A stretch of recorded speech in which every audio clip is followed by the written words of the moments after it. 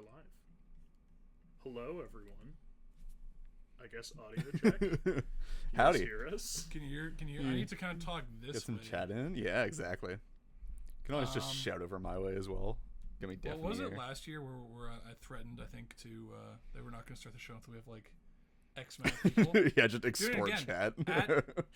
At people. Just add everyone. At everyone on every server you can. You're literally my left ear, read my right. All right. Give me down mix to mono. I told you to down mix to mono. I did, and then I switched which I which input I was using.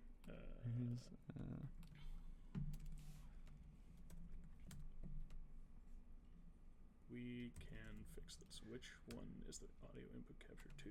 Mono. All right. You should be able to hear everyone in everybody in everybody's ears now. Linton looking like a gay art professor. Oh, thanks, Silence. At least you're not watching him wearing a white turtleneck, as I observed in our actual New Year's festivity. Yeah, you have a white turtleneck, which is a very specific look. Hey man, look, I'm just trying to elevate things. Okay, don't come at me. It is turtle's neck, actually. Yeah. Turtle's neck. Turtle's neck, the plural. Okay. How many people do we have? Now Can we start the show yet? No. A bit. Come on, guys. Wait, did you actually set the threshold? Drawn everybody else? Like, no. At your parents. At your siblings. At your parents' house? Tell them, Ma, put on in the stream. I want our faces to be around permanently the fireplace and have this as like a family event. Of course, yeah. That's. I'm pretty sure actually last year we didn't beat the Super Bowl, but we were like up there a bit, yeah. Watched broadcasts. Look, all I'm saying is that I know for a fact 'cause I'm subscribed to him. There's a guy who just goes around Toronto to various different buildings, and his entire YouTube channel just filming him pushing the elevator and like riding different elevators. He gets more views than us. I mean, I'm not surprised. Well, not on our overall channel, but like then we have live right now. You know? I'm just saying we got to beat that, okay? We got to beat elevator guy. What are you selling your ad space for? Lowest bidder. Like a crisp tenor.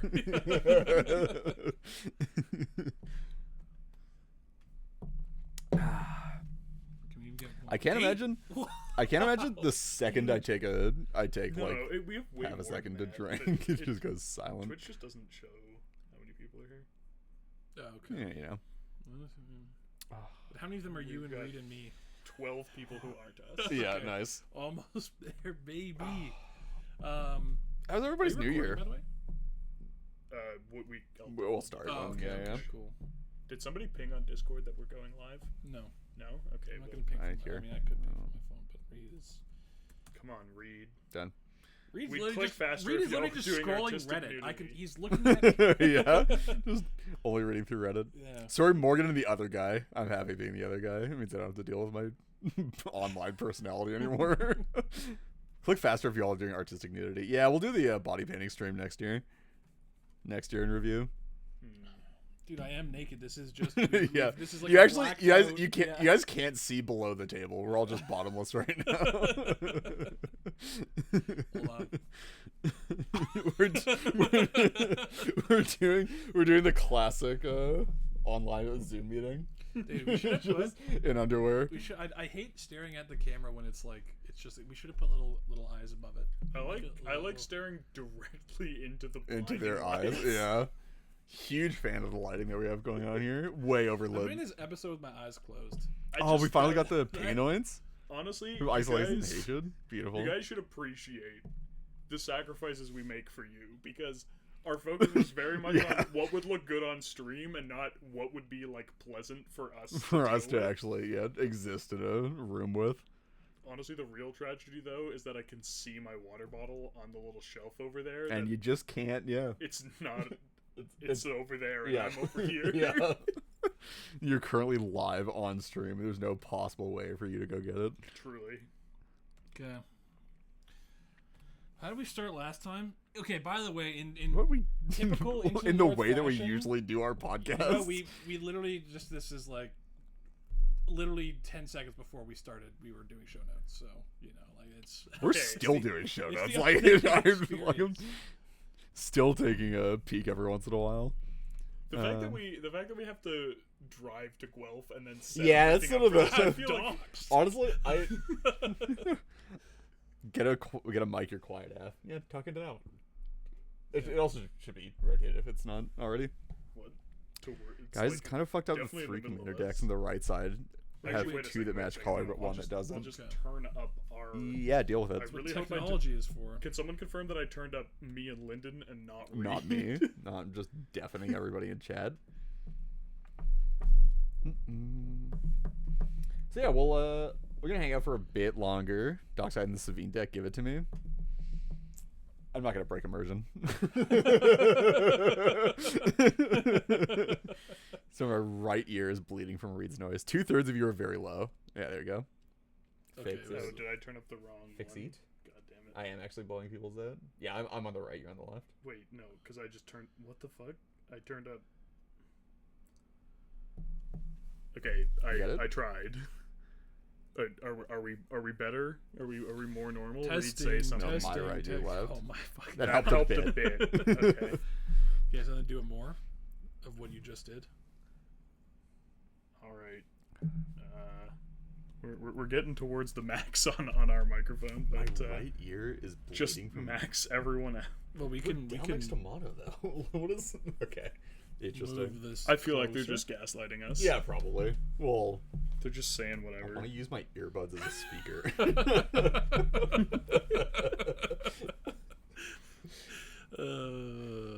Small. Also, I love Reed. I'm gonna blame this on you. You didn't even change the title.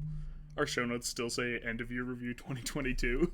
Oh, might be. I changed the name of the file. I don't know what you want from me. Zach says, wait, hold on. Put Reed in the next room. Yeah, I'm very loud. It's still very loud. I mean, I could just walk through that wall Like, right there. I'm about to call Zach and just have him. Just have him be the fourth podcast member. Or maybe you can also just push your mic back, Reed. I mean, yeah, I but keep this is, turning. I like, keep this is turning him better, down. yeah. Like he's not. Just tune it We in. show up past the monitoring threshold, but Morgan Spleen, News is a bitch, Reed is a sick robot. I'm Guys, glad you don't know are you who I really am, surprised that we're having like audio volume issues, which is something that people complain about? does Literally Lyndon every know that episode. every time he taps the table, it's also very loud? We are professionals, and I am frankly insulted by the insinuation Yeah. of anything else. For real. We've actually been planning for this one for weeks on end. He was not here. Unfortunately, we do Actually, not have former host Matt in the building. It's really hard to convince somebody that has not played Magic for probably like a year, like over a year. no, he at showed this up point, once right? this summer. That is true. It was a good time. Yeah, but hard to get somebody to make the trek out to Guelph at Well, also like like 6 he's in gonna the know evening on almost Friday. none of the new cards Yeah. and all that jazz. unfortunately. Also, yeah, this is the Raptors Drink of choice. Coors Light for commemorative. This is especially important as we mourn the loss of Pascal Siakam as he was traded to the Indiana Pacers. Truly a dark moment A true for tragedy. Yeah. Raptors fans. Moment of silence, please. No, I refuse. Living All that outside. It is actually. We've been having quite the cold spell. It's For like a week or so, yeah. not Thank particularly you, pleasant thank you, outside. Manta Ray Hat. Thank you. Wow. Guelph mentioned.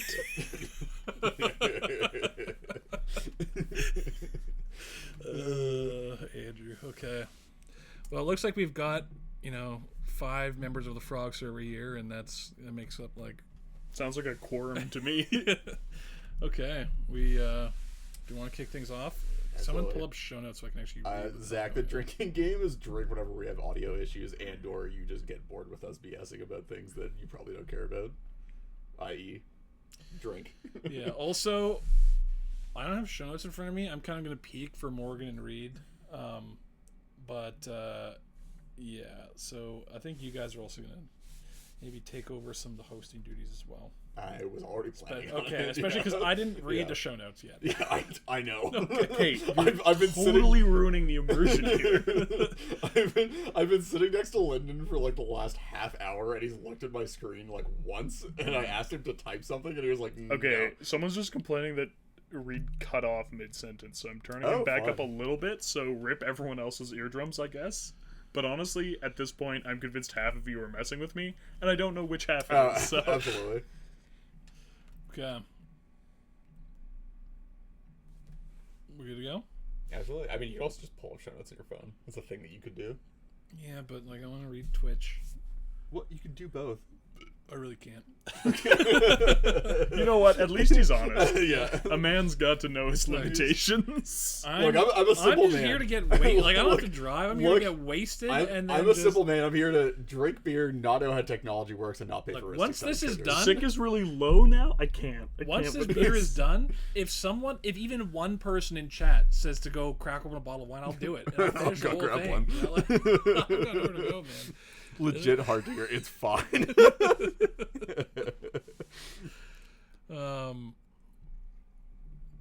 Okay. Lyndon's really famous for not being able to do one thing at once. Single task. Half task mind. Okay.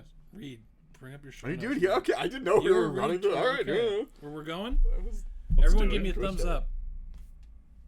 Is everyone recording? Everybody in chat, give a thumbs up. Everybody, thumbs up. Thumbs up. Thumbs up in I'm chat. not seeing any thumbs up. What the hell? Well, that means that we're not starting yet. Hold on, Oh, no. there we go. hold There on, we no, go, no. one. We did this last year. Yeah. No, I remember. I No. remember last year. Okay, as We're soon as extolling chat the can chat. consecutively count to five, no repeats. Go. One number per We person. believe in you. Okay. Oh. Nope, that's a reset. No, that's a the reset. Squirtle. 125. I've seen Monty Python. That counts. Okay, All right. let's go. You're Well, I'm not going to recording, be looking directly at the camera. I got to read Recording? the show notes, but no, Recording? Morgan's going to download No, the we're just VOD gonna after. Morgan? Okay, yeah, sure. Okay. No, actually, you should be recording. No, actually, sorry. Definitely record. I'm sorry. Do We've- I have Reaper Because on we. this thing? No, I'm sorry. No. Just record the OBS. Dude, we've You record and stream at the we've same got time. chat stunlock trying to count to 5. We're Absolutely. good. We've got time. We got time. We're just All right. entertaining them for a second. We are now also recording. Alrighty. Okay. Greetings and salutations. You are watching Into the North podcast live for the 5th year in a row? They haven't all been live, They haven't but all it's the been live. 5th year. Yeah, in 5th review. year in It's review. the 5th year in review. Yeah, okay. Where we take a look at the competitive side of the Commander format, also known as CDH.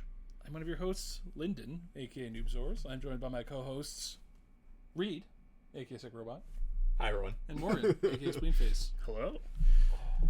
And yeah, we're gonna do our haphazard year in review. Absolutely. Probably. Haphazard. This is regimented. This is structured. Months and months of planning. went into this. Absolutely. Yeah. Honestly, we planned this one for longer than normal because we tried to do it last week. So, Okay. For a longer period of time, sure. yeah, Active that's time. No. of course not. That's not.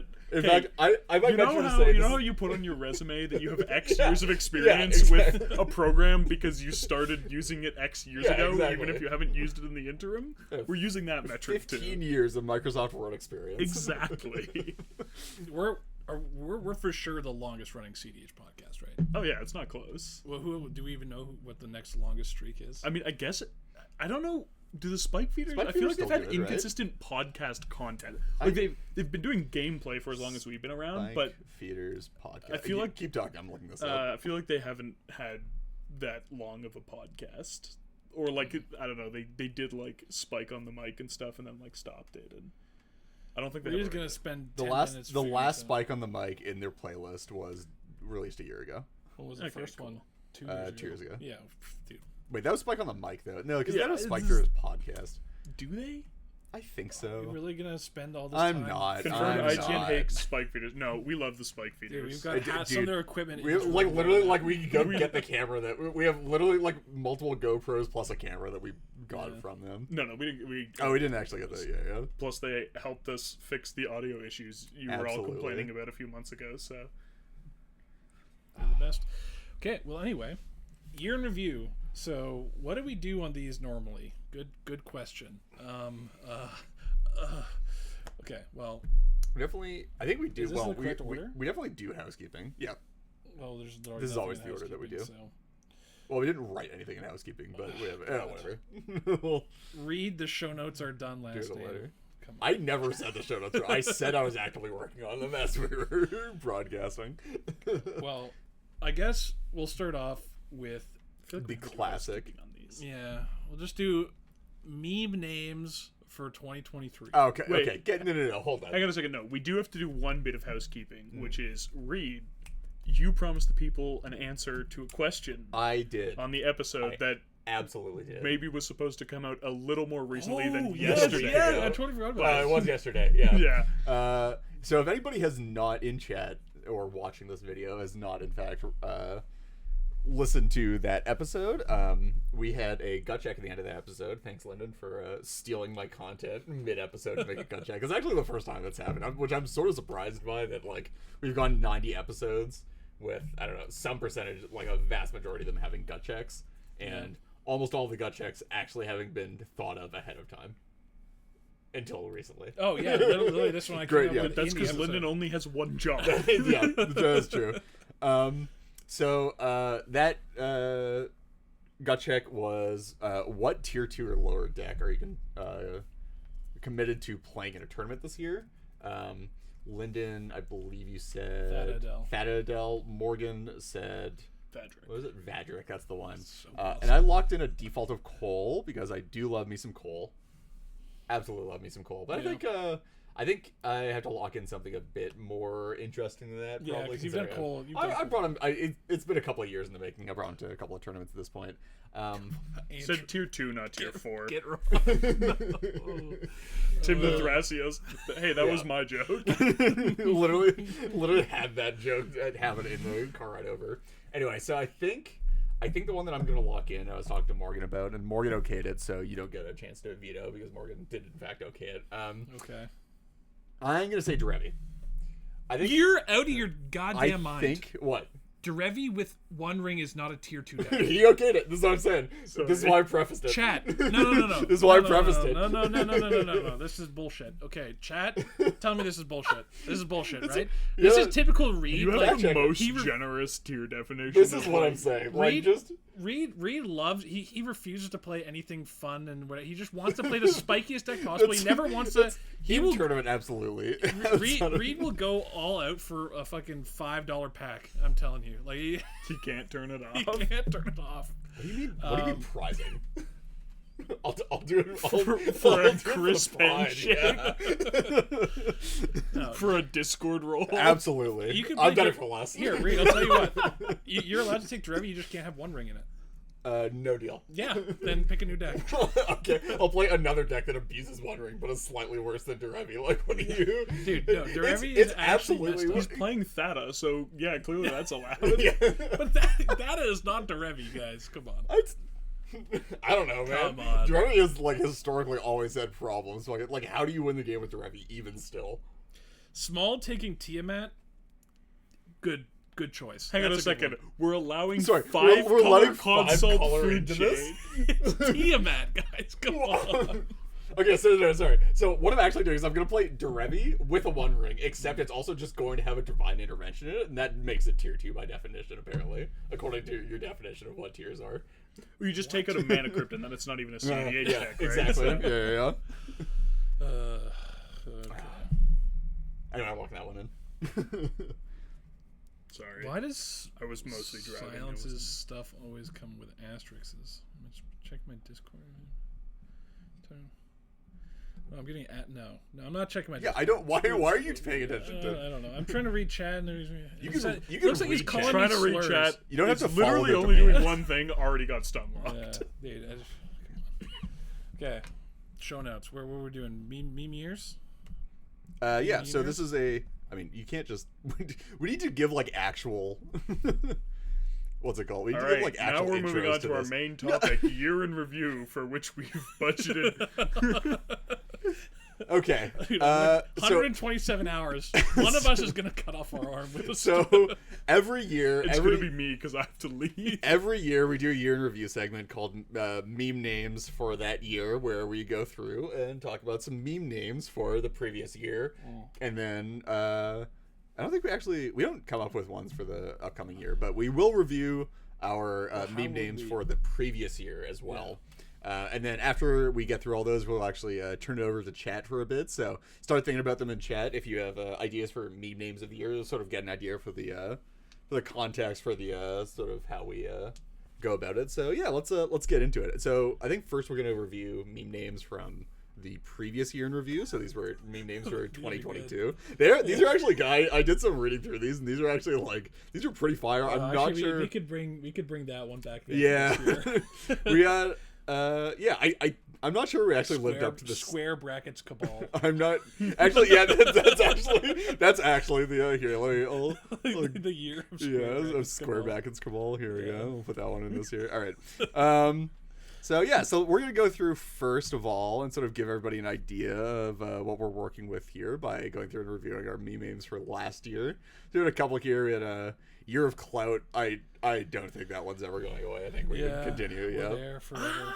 Okay. It's sort of less cloudy now a bit. I feel like it's become like it's a different type it's of a clout. different Yeah, type of clout. Absolutely. I it's fully not agree. like deck building. It's not deck building clout. It's dude. We've reached the trench warfare stage of clout where people are we're moving away from Napoleonic line fire and into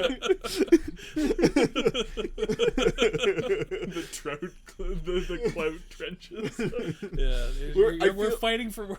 I feel like it's no longer about the clout high ground. It's who has the deeper clout trench. I feel like what we've actually done at this point. I'm not logged in. You're gonna have to catch the bands, Morgan. Yeah. I feel like where we're at now is we've gone from I made a 10 card variant list of an existing list for clout into I pub stomp my local 16-man tournament for clout. Right? Okay, right? The thing is though, is some of these local. This is one thing we actually I'm gonna jump ahead a bit. One of the years that we've done every year is year of tournaments. Yep. And it really feels like every city of 70k people has tournaments where duels are up for grabs. Absolutely. So it's like you're pub stomping your locals, and it's like for a duel. I mean, dude, come on. Well, no, sorry. It's not. I'm not saying they're pub stomping the locals for a duel, and then that's bad. I'm saying they're pub stomping a local, taking the duel. This is all within my moral bounds already. Like I'm fine. You want to just which are already very prize, sketchy. That's fine. Yeah. But that's fine. You go show up, crush. They're offering prize, but significant prize money. I'm gonna go win it. Yeah. Where across the line for me is we're now getting to the point where somebody wins their local 8-man and wins a duel off it, and then they go into every Discord node on the planet and Twitter, and they're I'm the greatest CDH competitor to ever do it. Now that I have a this 78% win rate. I want a duel. It's it's over for all of you. It's the ultimate soapbox, right? You get your moment, and I've got a duel. You have to listen to me. Oh, that's a good one from Zach. We got year of the draw. Year of the draw. Yeah. Yo, that is a good one. I need to stop slamming the table. You absolutely do. I don't know what you're on here. He's got anger management issues. So again, still for last year, we have you're Morgan and Reed sharing hotel rooms. I don't think that one's changing anytime soon. I mean, we did it less this year, absolutely. But year of brews, year of tournaments so far. Spoiler alert, that one gets carried forward. Year of the Cabal without square brackets. Yeah. Very, very important distinction. Year of Rograk being better than Dargo. That's sort of a weird one because I feel like that was the case. I feel like we've hit equilibrium where clearly Silas Rogsai is the best of either of those. Yeah. But then I feel like every other partner we've seen a lot more Dargo than especially Dargo. I feel like Dargo Timna is a lot more. Dargo Timna, Dargo Thrasios. Thrasios. I love Dargo. People play Jun Dargo. It happens. I've seen it.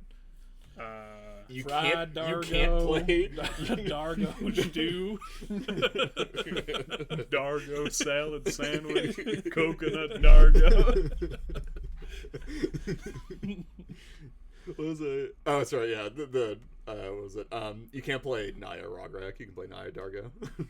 True. So that's a point on the Wait, board think for about Dargo. how Point for the unblockable giant. Rograk is if For you real. have a Sidar Kondo in play. Can only be they need what 2 creatures with reach or flying? Question mark. Is it not horsemanship? Or I thought No, it whatever. doesn't. Read. I'm getting all distracted. momentum I'm we doing- had. I don't care. I'm going into this. It's flanking and flying or reach. Yeah, you got it. Year of too much damn product. Spoiler alert. Yeah. Year of Hasbro. Sure. I don't really remember the context of that one, but I was sure there was drama. Year of Twitter. It's now Year of X, but you know. It's just, Sign of the times. Year of Old New Border. Absolutely. Oh, Got that one they've back doubled last year. down. Yeah. They've doubled down on that. I love that. I actually here it's I'm gonna add one here. Well, I can keep reading, but I add one afterward. Yeah. Got the year of single gameplay videos. Spoiler alert: this year was Got the even year worse. of no gameplay We videos. Year of new friends, absolutely. Oh yeah. Last year was for good. sure. I think this year was sort of solidification of existing Oh, yeah, friendships for more sure. so than ever, which is great. Year of tighter play last year. I definitely agree. I think that's even increasing more, but I think there was like definitely a pretty strict delineation between like 2021 and 2022. Just like I feel like the standard for play got a lot higher. I feel like people have just been getting better at CDH Absolutely, in general.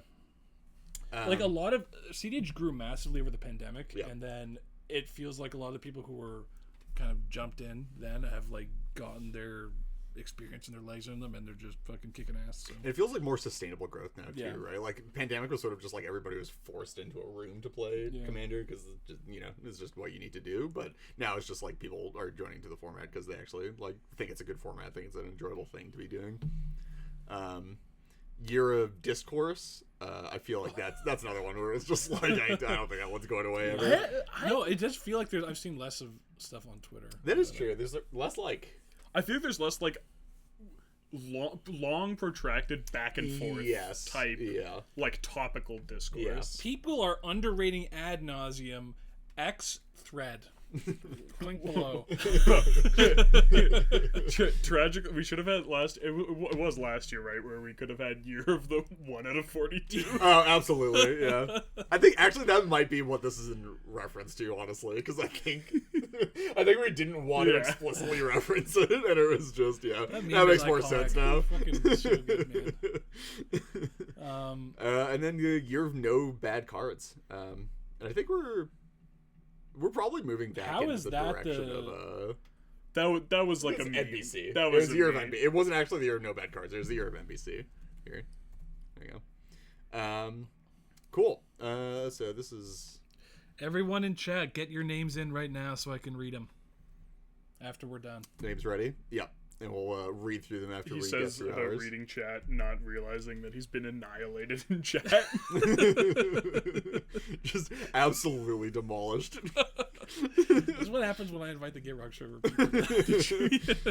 It's a fair question, though. Why do you look like James Silverton? Who the fuck is that? We're not moving on until we get The an answer. guy who had a 4-hour video made annihilating him for endless plagiarism. Yeah. Like he literally plagiarized a YouTube channel. Like it was very wow. impressive. But Damn. And to answer that question, There we go. I don't know why I look like Well, it's because he is. because I was born this way. He's actually plagiarizing James Somerson's appearance. Oh my god! Inception. This is back to the art professor thing. It's live performance art. I'm plagiarizing the plagiarist. You guys are too stupid to understand. It's okay. Plebeians. Oh, that's actually, this is okay. We got this one. Cool. Yeah. So let's get started on meme names, huh? Meme names. do it. Meme names. Meme names. I guess we'll go through it. We'll just do rotation, but pick out one that you wrote down or you had an idea for. So I guess I'll start. Absolutely, this is the year of the Avalon Spawn. Now, note, this wasn't the year of Avalon Spawn seeing play.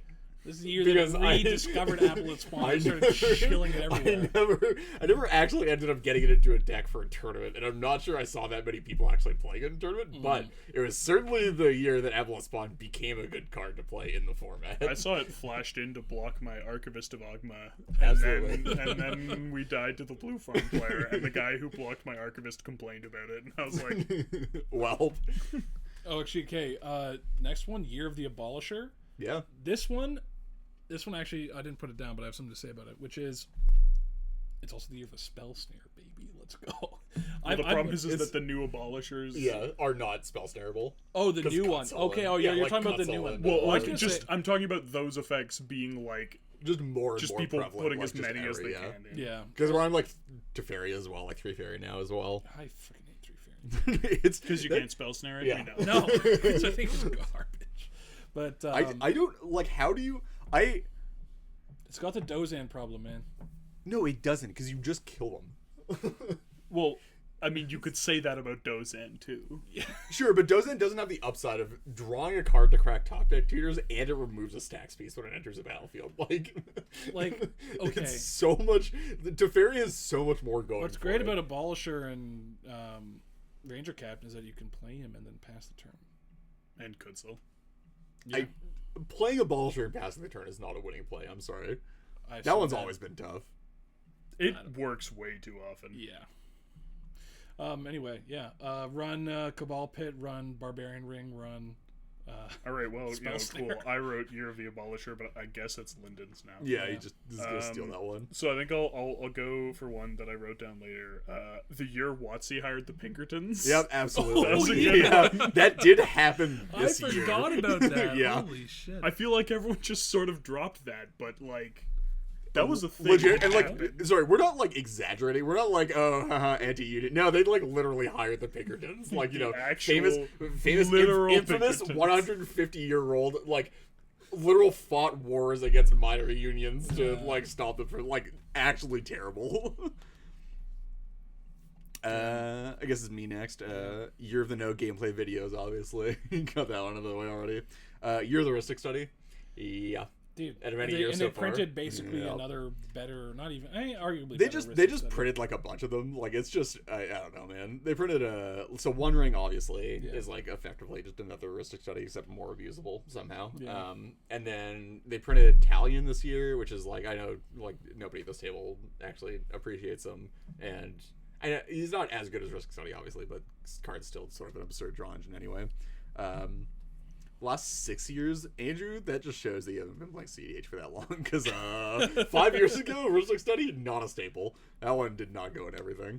I feel but like it was yeah, a I feel I casual feel like staple. 5 years ago, it was people were realizing like, oh, this it was good, but it was still like Yeah. People were cutting it, yeah. Usually, like people were like, "I need a reason to play a Ristic Study," because like otherwise, like everybody's just paying for it. I and feel they like the just need to Command play Zone something shield else. Ristic Study more than the CDH community did. they did. Yeah, for a absolutely. while. Yeah. Because the CDH community shield paying. Yeah. It was actually it was a very successful propaganda campaign for a really long time, and I'm really happy for the time. You that we realize this had. is going to be taken as Absolutely. like an actual Absolutely. confession, right? Okay. I wasn't involved. This was before I was like a mod Before or. this time. It was I'm just happy that we got a good few years where people were like, yeah, paying for Ristic Study is always the correct decision, and that means that we just shouldn't be playing it because people are always going to pay for it. Which is funny because like one-sided Sphere of Resistance still a very strong card actually. But yet people do not play Dovin Hand of Control. 5 years ago was 2019. That's because you I can know. attack it. Dude, it Andrew, bubbles I know. things. You can protect it against like Croms and shit. Well, I guess Croms Protect they it play... against a Crom that's already in play. That's not the same thing. Dude, so good. Lyndon. Oh, yeah. Year of Cheaters. Yeah.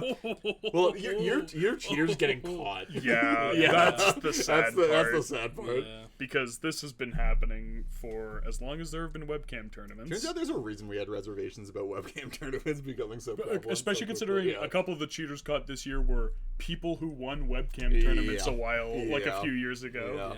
Yeah. It's honestly gotten to the point where I hear a new, okay, someone cheated at Chaos, blah, blah, blah, and it's like, yep. Like I don't. It's Yep. not even a big Yep. thing anymore. Like to me, which is No, sad. every once in a while, it's like I see the name and I'm like, oh shit, them. Yeah, it's like But, that like, person, but like the actual. I kind of just expect it after Yeah. each major tournament. I expect like one cheating report, yeah. Yeah. Absolutely. which is probably not sustainable, especially considering everyone who's been in the last 5 cheating reports made it through the first 10 without getting caught. So Yeah. We need to be doing something about this. I mean, we already did our episode is doing it. You know, we got to just play this. We got to play it for the cheaters and turn their hearts. do we just need to write software that we can host tournaments on that can't have cheating? Because I mean, we have it. We just can't do what's it called? sure, Yeah. that's why I'm saying like Fair. right. Just run a new one. Just run it on Magic Online. All right, I don't want to. Yeah, I would not like to do so. The number, like, dude, someone just misses a priority pass or like accidentally Yeah. passes priority And it and just, like like, it suddenly- can't be fixed and it's like, oh, okay. Andrew is right, dude. 5 years ago was 2019. Yeah. People were playing Ristic Study in 2019. It wasn't the staple that it is now. No, It wasn't even the staple. in that it 2019? It really No, wasn't. it really wasn't. You realize this was like when Think we back. started the podcast, Yeah. right? No. It, I refuse. It absolutely wasn't. We started late 2018. Flash was still legal. Remember that this is like Flash was part of the reason why Mystic Study wasn't played. Because people weren't casting a bunch of spells; they were casting one and then paying the one, and then you died. Yeah, I guess okay. We'll move on to the next year, which is a year of people realizing you can spike a tournament with a bad list. I feel like throughout 2021 and 2022, we'd see like some rogue list win a tournament, and everyone be like, "Is this the new hotness?" And now that they still say that, to be clear. There's just a very pronounced irony in saying it. Yeah. Like people are aware when they say it now. It's like, oh yeah, no, never mind. Good old tournament tracking. Year of Dockside. Yeah. What else is new? Yeah, turns out I think. Also, I feel like this isn't on there, but Year of Data. It really feels like we've got now Yeah, people are actually enough, like doing enough some amount of data tournaments collection. where there is like good data out there, dude. For the longest time, it was the metagame report, and it was like, oh wow, this one big tournament happened. Let's dissect, tier 1 con and kind of figure out what the meta is like. And now it's like, okay, well, I that's think- just one tournament. I think- Let's look at the aggregate data now. It's more about. It's probably less quantity of data and more that we've now undergone the shift from voluntarily submitted data to like collecting data, like So it's aggregating real data. The voluntarily from- submitted data was We're- so heavily skewed by people's individual metagames Sure. that it wasn't Yes. real I data. mean, people talk up data, but I did also see one tournament single-handedly take a deck from Yeah. 27% top 16 conversion to 22% top 16 conversion. So, like, let's not look, get was ahead that, was of that ourselves. what was the game threshold for that? Gameplay threshold. What do you Games mean? played. Well, like, I mean, you can look at the data and you can sort by like 100 games played minimum, right? Like that's something we couldn't do before. It was 5-color Sisse. Yeah. Huh. Yeah. Yeah. Okay. 8 people registered it in a tournament after it spiked the previous tournament, and a bunch of people, were like talking about it, and then I think collectively they won 3 games. That's crazy. Yeah. But I mean, And then also, honestly, I still, feel like that one of the is- people who had some success with Sisse was also banned for cheating. So But like, I think it's the fact that we now actually have like. the year of data asterisk. Yeah. Okay. There we go. Tack that one on there. Morgan. I guess we got the year of drama.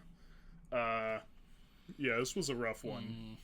Yeah. The year we learned that the C stands for cease and desist. Oh boy. Yeah, it turns out year of lawsuits. Not quite lawsuits. Dude, the year of staying out of drama. Although, Zach, let's dig into this topic. And at people. What? I need to go out here knocking on my door. Yeah, the year of both getting served and having Pinkertons fucking bust down your door at the same time. I wonder who, the CDH player, who's gonna be the first CDH player to break the record of having the most government agencies and non-government agencies just like break down their door for various reasons. Year of Google Docs. Unfortunately, we know the answer for that one. Yeah, I'm not going to say any more about that. All right. Year of I'll do this one. Year of the not quite singularity, but also year of the still too many commanders.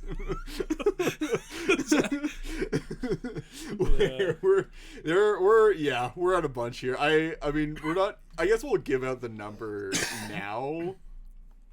To spoil it a bit. Well, I guess we'll wait. Yeah. But there were a lot of commanders printed this year. Like, still too many. Last year was the year, but again, even more so, the year I stopped knowing like every single card. Yeah, I just can't. It's just too much. And like part of that is like I'm not constantly trawling spoiler chats anymore. I follow new spoilers. But also I like try to follow them now. Like I'm not actively brewing new commanders, but like I'm trying to follow it as much as possible. And it's just like even like going through the show notes for this list, I was pulling in like the notable commanders for the year. I was like, oh yeah, I just totally forgot that some of these existed, and then totally forgot that some of these were printed this year. There's so many commanders, and they're interesting commanders too. Like I mentioned pre-show like Saheeli.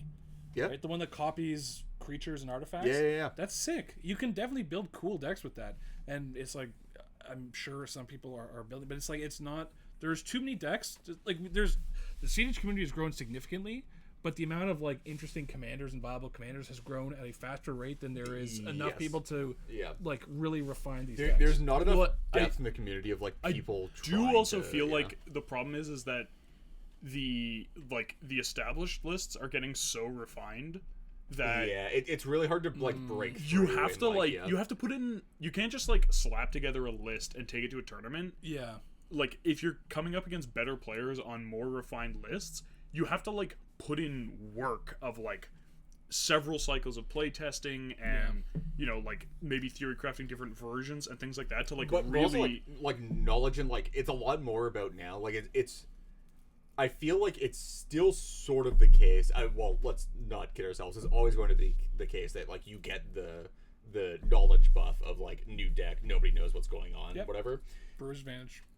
Brewer's Advantage is becoming less pronounced over time. I feel like people in general are a bit more prepared for the unknown, and then also adding on to the refinement of existing decks, it feels like now if you're trying to like brew a new deck for the purpose of taking it to a tournament, or for like, you know, brewing a deck to take advantage of a specific meta, like you have to have a read on the meta.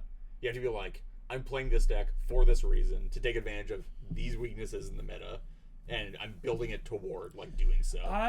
I think we say having committed to bringing off-meta lists to a tournament this time. But that's not for success. That's for content. Yeah. I'm planning on winning. I don't know, but I'm not saying I'm not going to try to win. He's already trying to skirt the rules of the spirit of the game. I double checked. I double checked with the co-host. I want this on the record. He handed Morgan a $5 bill and said, "Morgan, nod your head." I'm glad you think. Although he also did this while I wasn't there, because he knows that I would say it was bullshit. Because it is bullshit. It's not. Chat, tell him it's bullshit. Derevi is not tier 1 or tier 1.5. Dude. Wait. Plus One Ring is I need to ask a question. 1.5. How many decks are at tier 1.5 and above in your mind? Bro, I don't fucking know. Like a ballpark.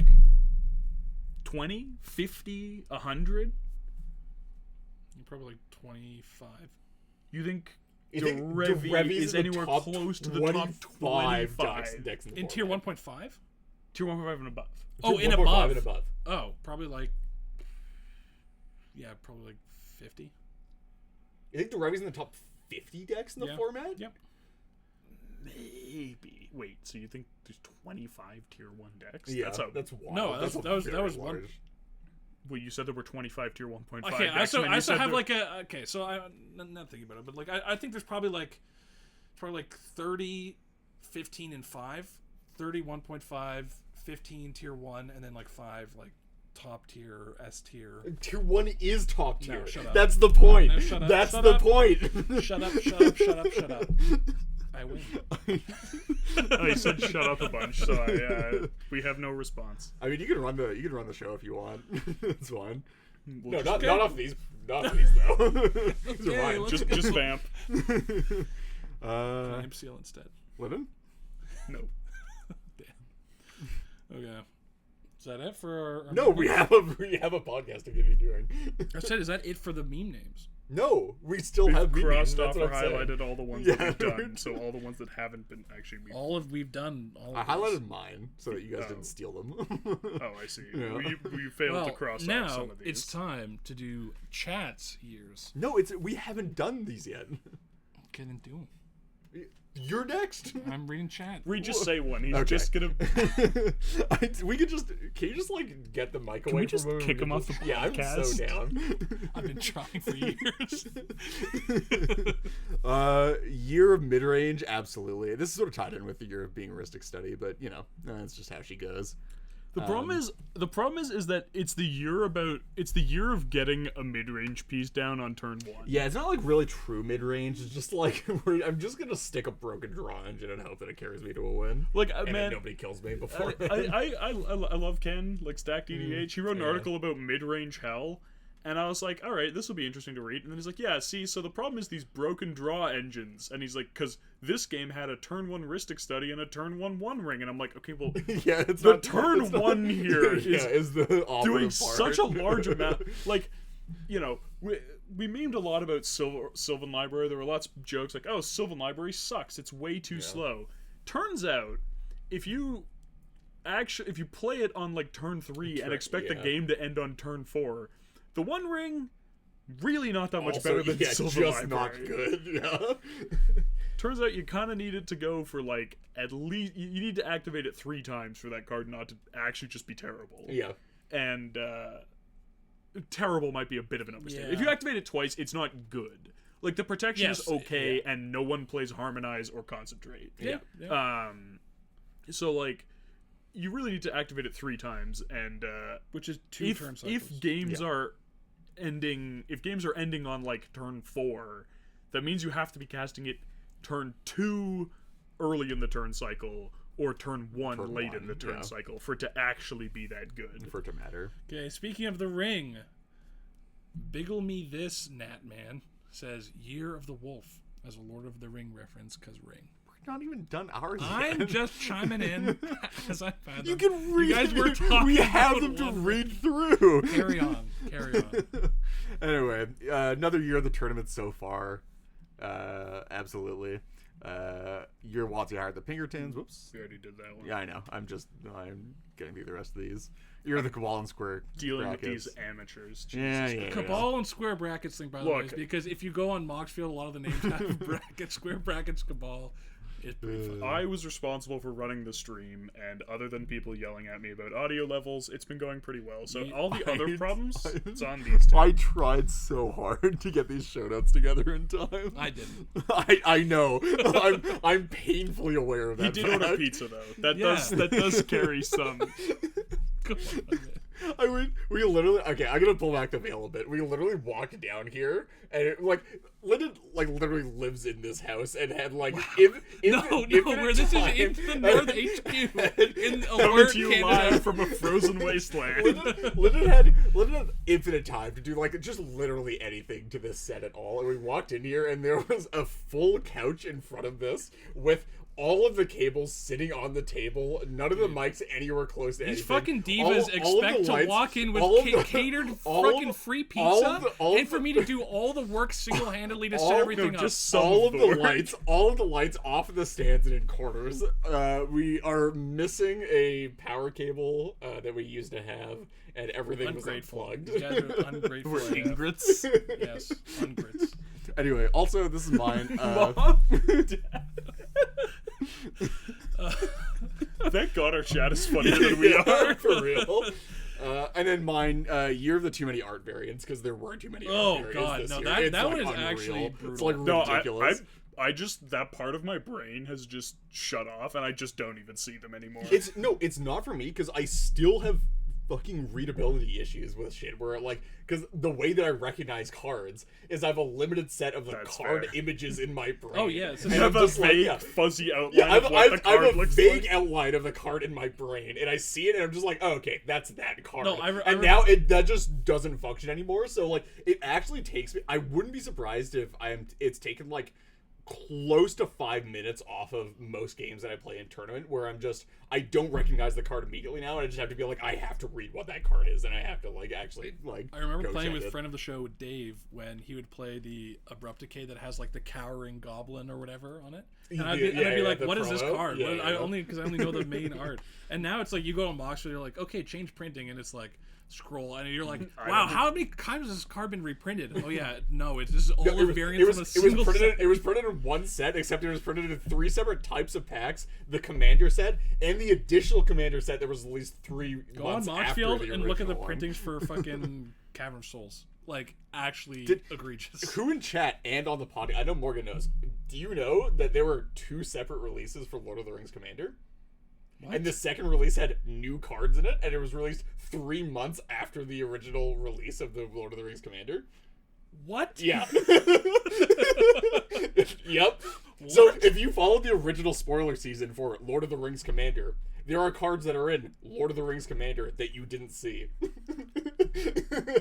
What are they doing? You idiot! You buffoon! You stopped following the fool. spoilers from the set release! You fallen victim to one of the classic blunders! Oh my god. Why? What are they doing? All right, so those were our meme names for 2023, and now we're gonna turn it over to chat a bit. So, I've gone through some. yeah, we're gonna have Year of Linden abandoning the GitRock server to be career maxing. Yes. Yep. unironically. Year Linden goes outside. Actually, correct, Zach. The year where the CDH community forgot that we were offered an olive branch regarding the banning of Flash and have slowly begun asking for more CDH specific bans. Agreed. Wow, that's a good And one. it's also Yeah. because I think a vast majority of the current CDH community was not part of the CDH community when Flash was born. Yeah. Which is honestly that's the loophole that they didn't Yeah. So I consider. think my favorite is the people saying they should unban it. that's actually it is actually the year of unbanned Flash for the record. That's another one. 'Cause, yeah. The year of hey, you want updated bling for that deck? The year of too many variants. Yeah. Year of the second mortgage to keep up with MTG sales. Absolutely. Yeah. Year of people Yeah. leaving. Yeah. No, yeah, there's Yeah. been a but there's been a slow it's a kind of thing slow, for yeah. a while, It's more of a yeah. rotation. I feel like we're just at a point where we're hitting Like natural turnover. Dude, cue the Wolf of Wall Street scene of Jordan Belfort, Leonardo DiCaprio being, I'm not fucking leaving. Dude, that's awesome. 5 years. 5 years. I'm not fucking leaving. 7 more seasons, Morty. 7 more seasons in a TV show, in a movie. Year of beating Lyndon in a back alley until he pisses blood. Absolutely. Great one from Small. I'm just allowing threats. Yeah, explicit threat. Only when they're directed at Lyndon. Yeah. They're your friends, man. I don't know what to tell you. Come on. Year of the most blatant cheating on webcam. Yeah. Yeah, year of explaining to people why I'm not playing the One Ring in Tishar.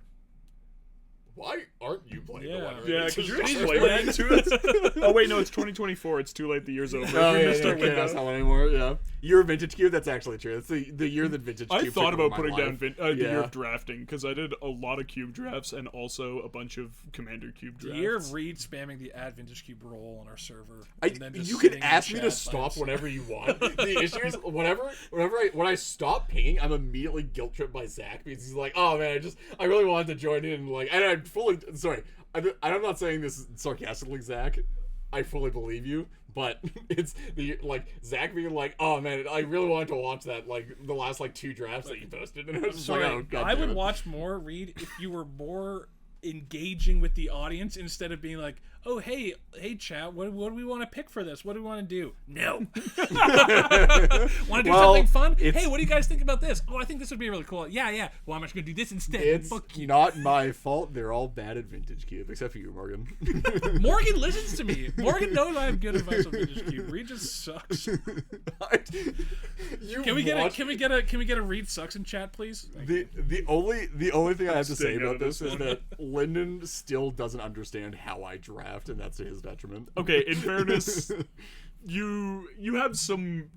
I feel like you've worked on it, but the classic like pack 2 pick 4 Grim Monolith I'm forcing Tinker. and for the record, how much of the time do I open the Tinker after picking it? Like half. Like 90% of the That's time. not true. It's either a Tinker or a balance, and that's enough for me. Year of the downfall of Arcane Denial, not true. Arcane Denial Oh, is too great. That's absolutely true. correct. It was already fallen It was down. dead, yeah. That one was dead and buried far before this year. It's funny because it feels like it should be getting better as the importance of countering creatures increases, and yet, even comedian, noted brewer and tournament grinder is not yet turned to Arcane Denial. I don't know what to tell you. I was ahead of the curve on cantrips being ass, and you guys were like, oh, Ponder, I love Ponder. I love what is this Brainstorm." historical revision? This is actually Dude, so true. Brainstorm is really good. Yeah. No. I cut Brainstorm it. is still very good. Do you know why I cut it, Lyndon? Because of OBM. No. I cut it before OBM. Should have cut it Because of cognitive load. Because of fucking cognitive load. The only reason I cut it was because Opposition Agent got printed. I've told this story multiple times in the podcast. I'm gonna tell it again here, I guess, because you haven't been listening any time that I've told it. No. I cut it because one Opposition Agent got printed. Every time after that fact, and when I had a Brainstorm in my deck and a fetch in play, I always had to do the mental math of, do I need to crack this now so I don't get fucking got by the op agent, or do I need to hold it in place so that I have a shuffle when I draw the Brainstorm? And it was a very simple decision to be like, I'm just gonna cut the fucking Brainstorm so I can fetch ASAP every time, and just replace it with a marginally worse card. Should have been cut ages ago. That's all I'm saying. You're so wrong. No, I'm really not. But So wrong. you guys can keep at this. You know? Yes, okay, you know what? You're right. We will bow before your Good. superior tournament performance. Yeah. Clearly, your I understanding of the just have format a is knowledge- demonstrated. far A superior knowledge to of anybody what on the is other good side of and the better tables. card evaluation than, like both of you guys put together, not even 10%. Lyndon is 95% of this You've podcast. won how much at tournaments? Could you remind me? Dude, well, actually, it's funny you mentioned that. We should get into best decks coming up for the year. You know, best performing decks of the past year. It's going to be really interesting to talk about that one. Just saying. Didn't I win in the past year? One of my Bufftown decks was this year. Yeah. Yeah. What one was it? Huh? Which one was it? The first one that we went to? Yeah. Yeah. No, what deck? It was Hermit Druid. Yeah. No. It was Yeah. Sacred. It was Sans Hermit, right? I'm pretty sure I was feel like you already. were still on Hermit I feel like I was already off Hermit at the time. Anyway. The year of Lyndon trying to find a chest of money in Utah. That's true. They do a treasure. There's a buried there was chest the in Utah every GitHub year. treasure hunt, and Lyndon told me about it. I immediately tapped out. I'm not getting Dude, we involved. tried- in we this. tried to find it. It was great. I know. I feel like there was like a multi-week saga of like you Yeah, coming back with like no. very vague updates. Well, the on- thing is, we found out. I gave up after they started revealing like the answers to what their clues were, and they were just stupid. Like it was the like, most. well, like, this isn't funny. No, it was literally like it was like, oh, dude, you didn't realize that was a Back to the Future reference. You have to go watch Back to the Future, and then it's like, no, like no one is on your wavelength. What, you're telling me you didn't enjoy Ready Player One and all of the Deus Ex problem solving that went into that one. Cool. So if anybody's got some last minute names for the for 2023, go ahead and get them in. I think otherwise we're probably gonna end up moving on to our next topic here. Next subtopic. You give them a couple of seconds to get some. Yeah, we did them all. We gave them plenty of. Did them all? Get them in. Next All right. topic. Moving on. Moving on to the decks that lost popularity this year. So, for context, last year we only had 4. We had stack decks that aren't Winota, Timur Malcolm, Thrasios in tournaments, and pet decks in general. This year, did not mutate that. This year, we're starting off with, so last year were the stack decks that aren't Winota dying. This year was Winota dying. So Winota just sort of had the effect over the last couple of years in retrospect, and I feel like we sort of saw it coming at the time, but it's sort of borne out in full at this point, which is that Winota spent the last couple of years killing stack decks because no stack deck has ever beat Winota, just like ever. Yeah. It just doesn't happen. It's such a hard deck. No, I saw it happen once. it was Yasharn and Winota, and the Yasharn player was like, they built up like a bit of a board. Winota had a bit of a board, and the Yasharn player goes, I don't think I can beat Winota in the long game. Crater of die. Yo, that's awesome. I love that. It's great. So yeah, Winota spent the last couple of years just basically single-handedly killing stack decks for the most part. Yeah. And then this year it died because it turns out Winota was also not a good tournament deck for the past like couple of years. It was just better than the existing stack decks. Yeah. And then people continued playing it, and then it didn't convert anymore. They're like, right, this is not a good deck anymore. I need to switch off of it. Is it? This is one thing I wonder. Is it that the deck is bad, or is it that it's been diluted by, it's like, wow, this deck is so good in tournaments, I'm going to keep playing it. It kind of dilutes the player quality. Like, so many people bring it. No, even people who have historically had success on Winota have taken Winota and been like, I'm just getting bodied. Yeah. It's a pairing of a couple of different things, which is that people actually threat assess it now. Like it was sort of the threat assessment of Winota was. I think they possibly even over threat assess it now. Yeah, absolutely. Yeah. I think people do over threat assess it now. But for a few years, it was like everybody in the know threat assess Winota correctly, or roughly correctly, which is like, okay, like we can't let this stick and get an attack in, or you can let it stick and get an attack in like once if you want to roll dice for a bit, and then after that, like it's just gonna snowball. You can't let it snowball. Yeah. Whereas now, and like, but still at the time, general population in general of the format was just like, we'll roll the dice a bunch of times and hopefully don't die, and then they died for it. Whereas now everybody's just like, just kill it on sight. Can't let that one stick. That Orcish Bowmasters, have fun when there's a heuristic study in play and you're trying to play Winota, and somebody's just like, I'm gonna put this Orcish Bowmasters into play and you're gonna die. More removal, etc. And then I think there are just a bunch of I think there's some decent, like the big commander decks have like reasonable, like sort of scrappy game with Winota. Where like if everybody's plan fails, including the Winota's plan, and you're playing in the mud and you're playing like Tivit or Atraxa, suddenly you have like a very real game versus Winota, where like Kron has a slightly slower clock than both of those, especially in terms of like generating advantage consistently, and like Kron is historically the biggest thing. Oh wait, do we not have that on this one? Year of the Big Boys? Because it was also Year of the Big Boys. We got some even bigger boys. we got some very large boys this year. Well, and girls. And girls. Girl, mostly. Girl. Winota, unfortunately, a bit of a dead one right now. We'll see if it comes back. I think Winota is one of the ones that, like, I don't know, you wait a few years, you come back, you like spike a tournament with it, and then like it dies again for an extended period of time because there's cultural confidence. No, that's genetic memory now. I didn't mean. Yeah. I think that it's true of Cody. It's true of this. Just like people just see it. It's like alarms, I remember hearing about this. Yeah. That's fair enough. It's like a casual Zur now. Is that still around? Is the fear response for Zur still existent? Who knows? No one's played Zur in 10 years. I guess so. It just hasn't existed. Anyway, next deck that lost bringing it back, baby. Popularity. This one's weird because I feel like so this is Tyam for the record. I figured it out. What? Why it's true and it's Tyam. Because tournament formats have changed. They stopped doing extra turns. Yeah. And we're down to 75 minutes. And turns out so what I was about to say is that I feel like Tyam has gotten more popular amongst the like hardcore players of Tyam, which is maybe more popular isn't the right word, but like you know what I'm saying, where it's people become more dedicated to Tyam the deck, especially since like stuff has been released like Soul Cauldron. It's got a cult following.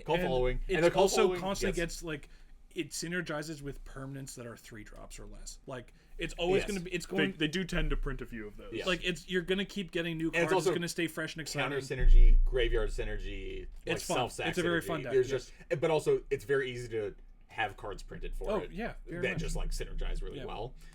But I feel like it's losing popularity as like a meta pick for people who Yes. wouldn't normally play it. Where it's like, you can't win the game in time It's Amulet consistently Titan. enough It's Amulet Titan. No, because Amulet Titan could kill you on turn 3. Time can kill you. I mean, not turn 3, but It's like not gonna. I've cast a lot of Diam games.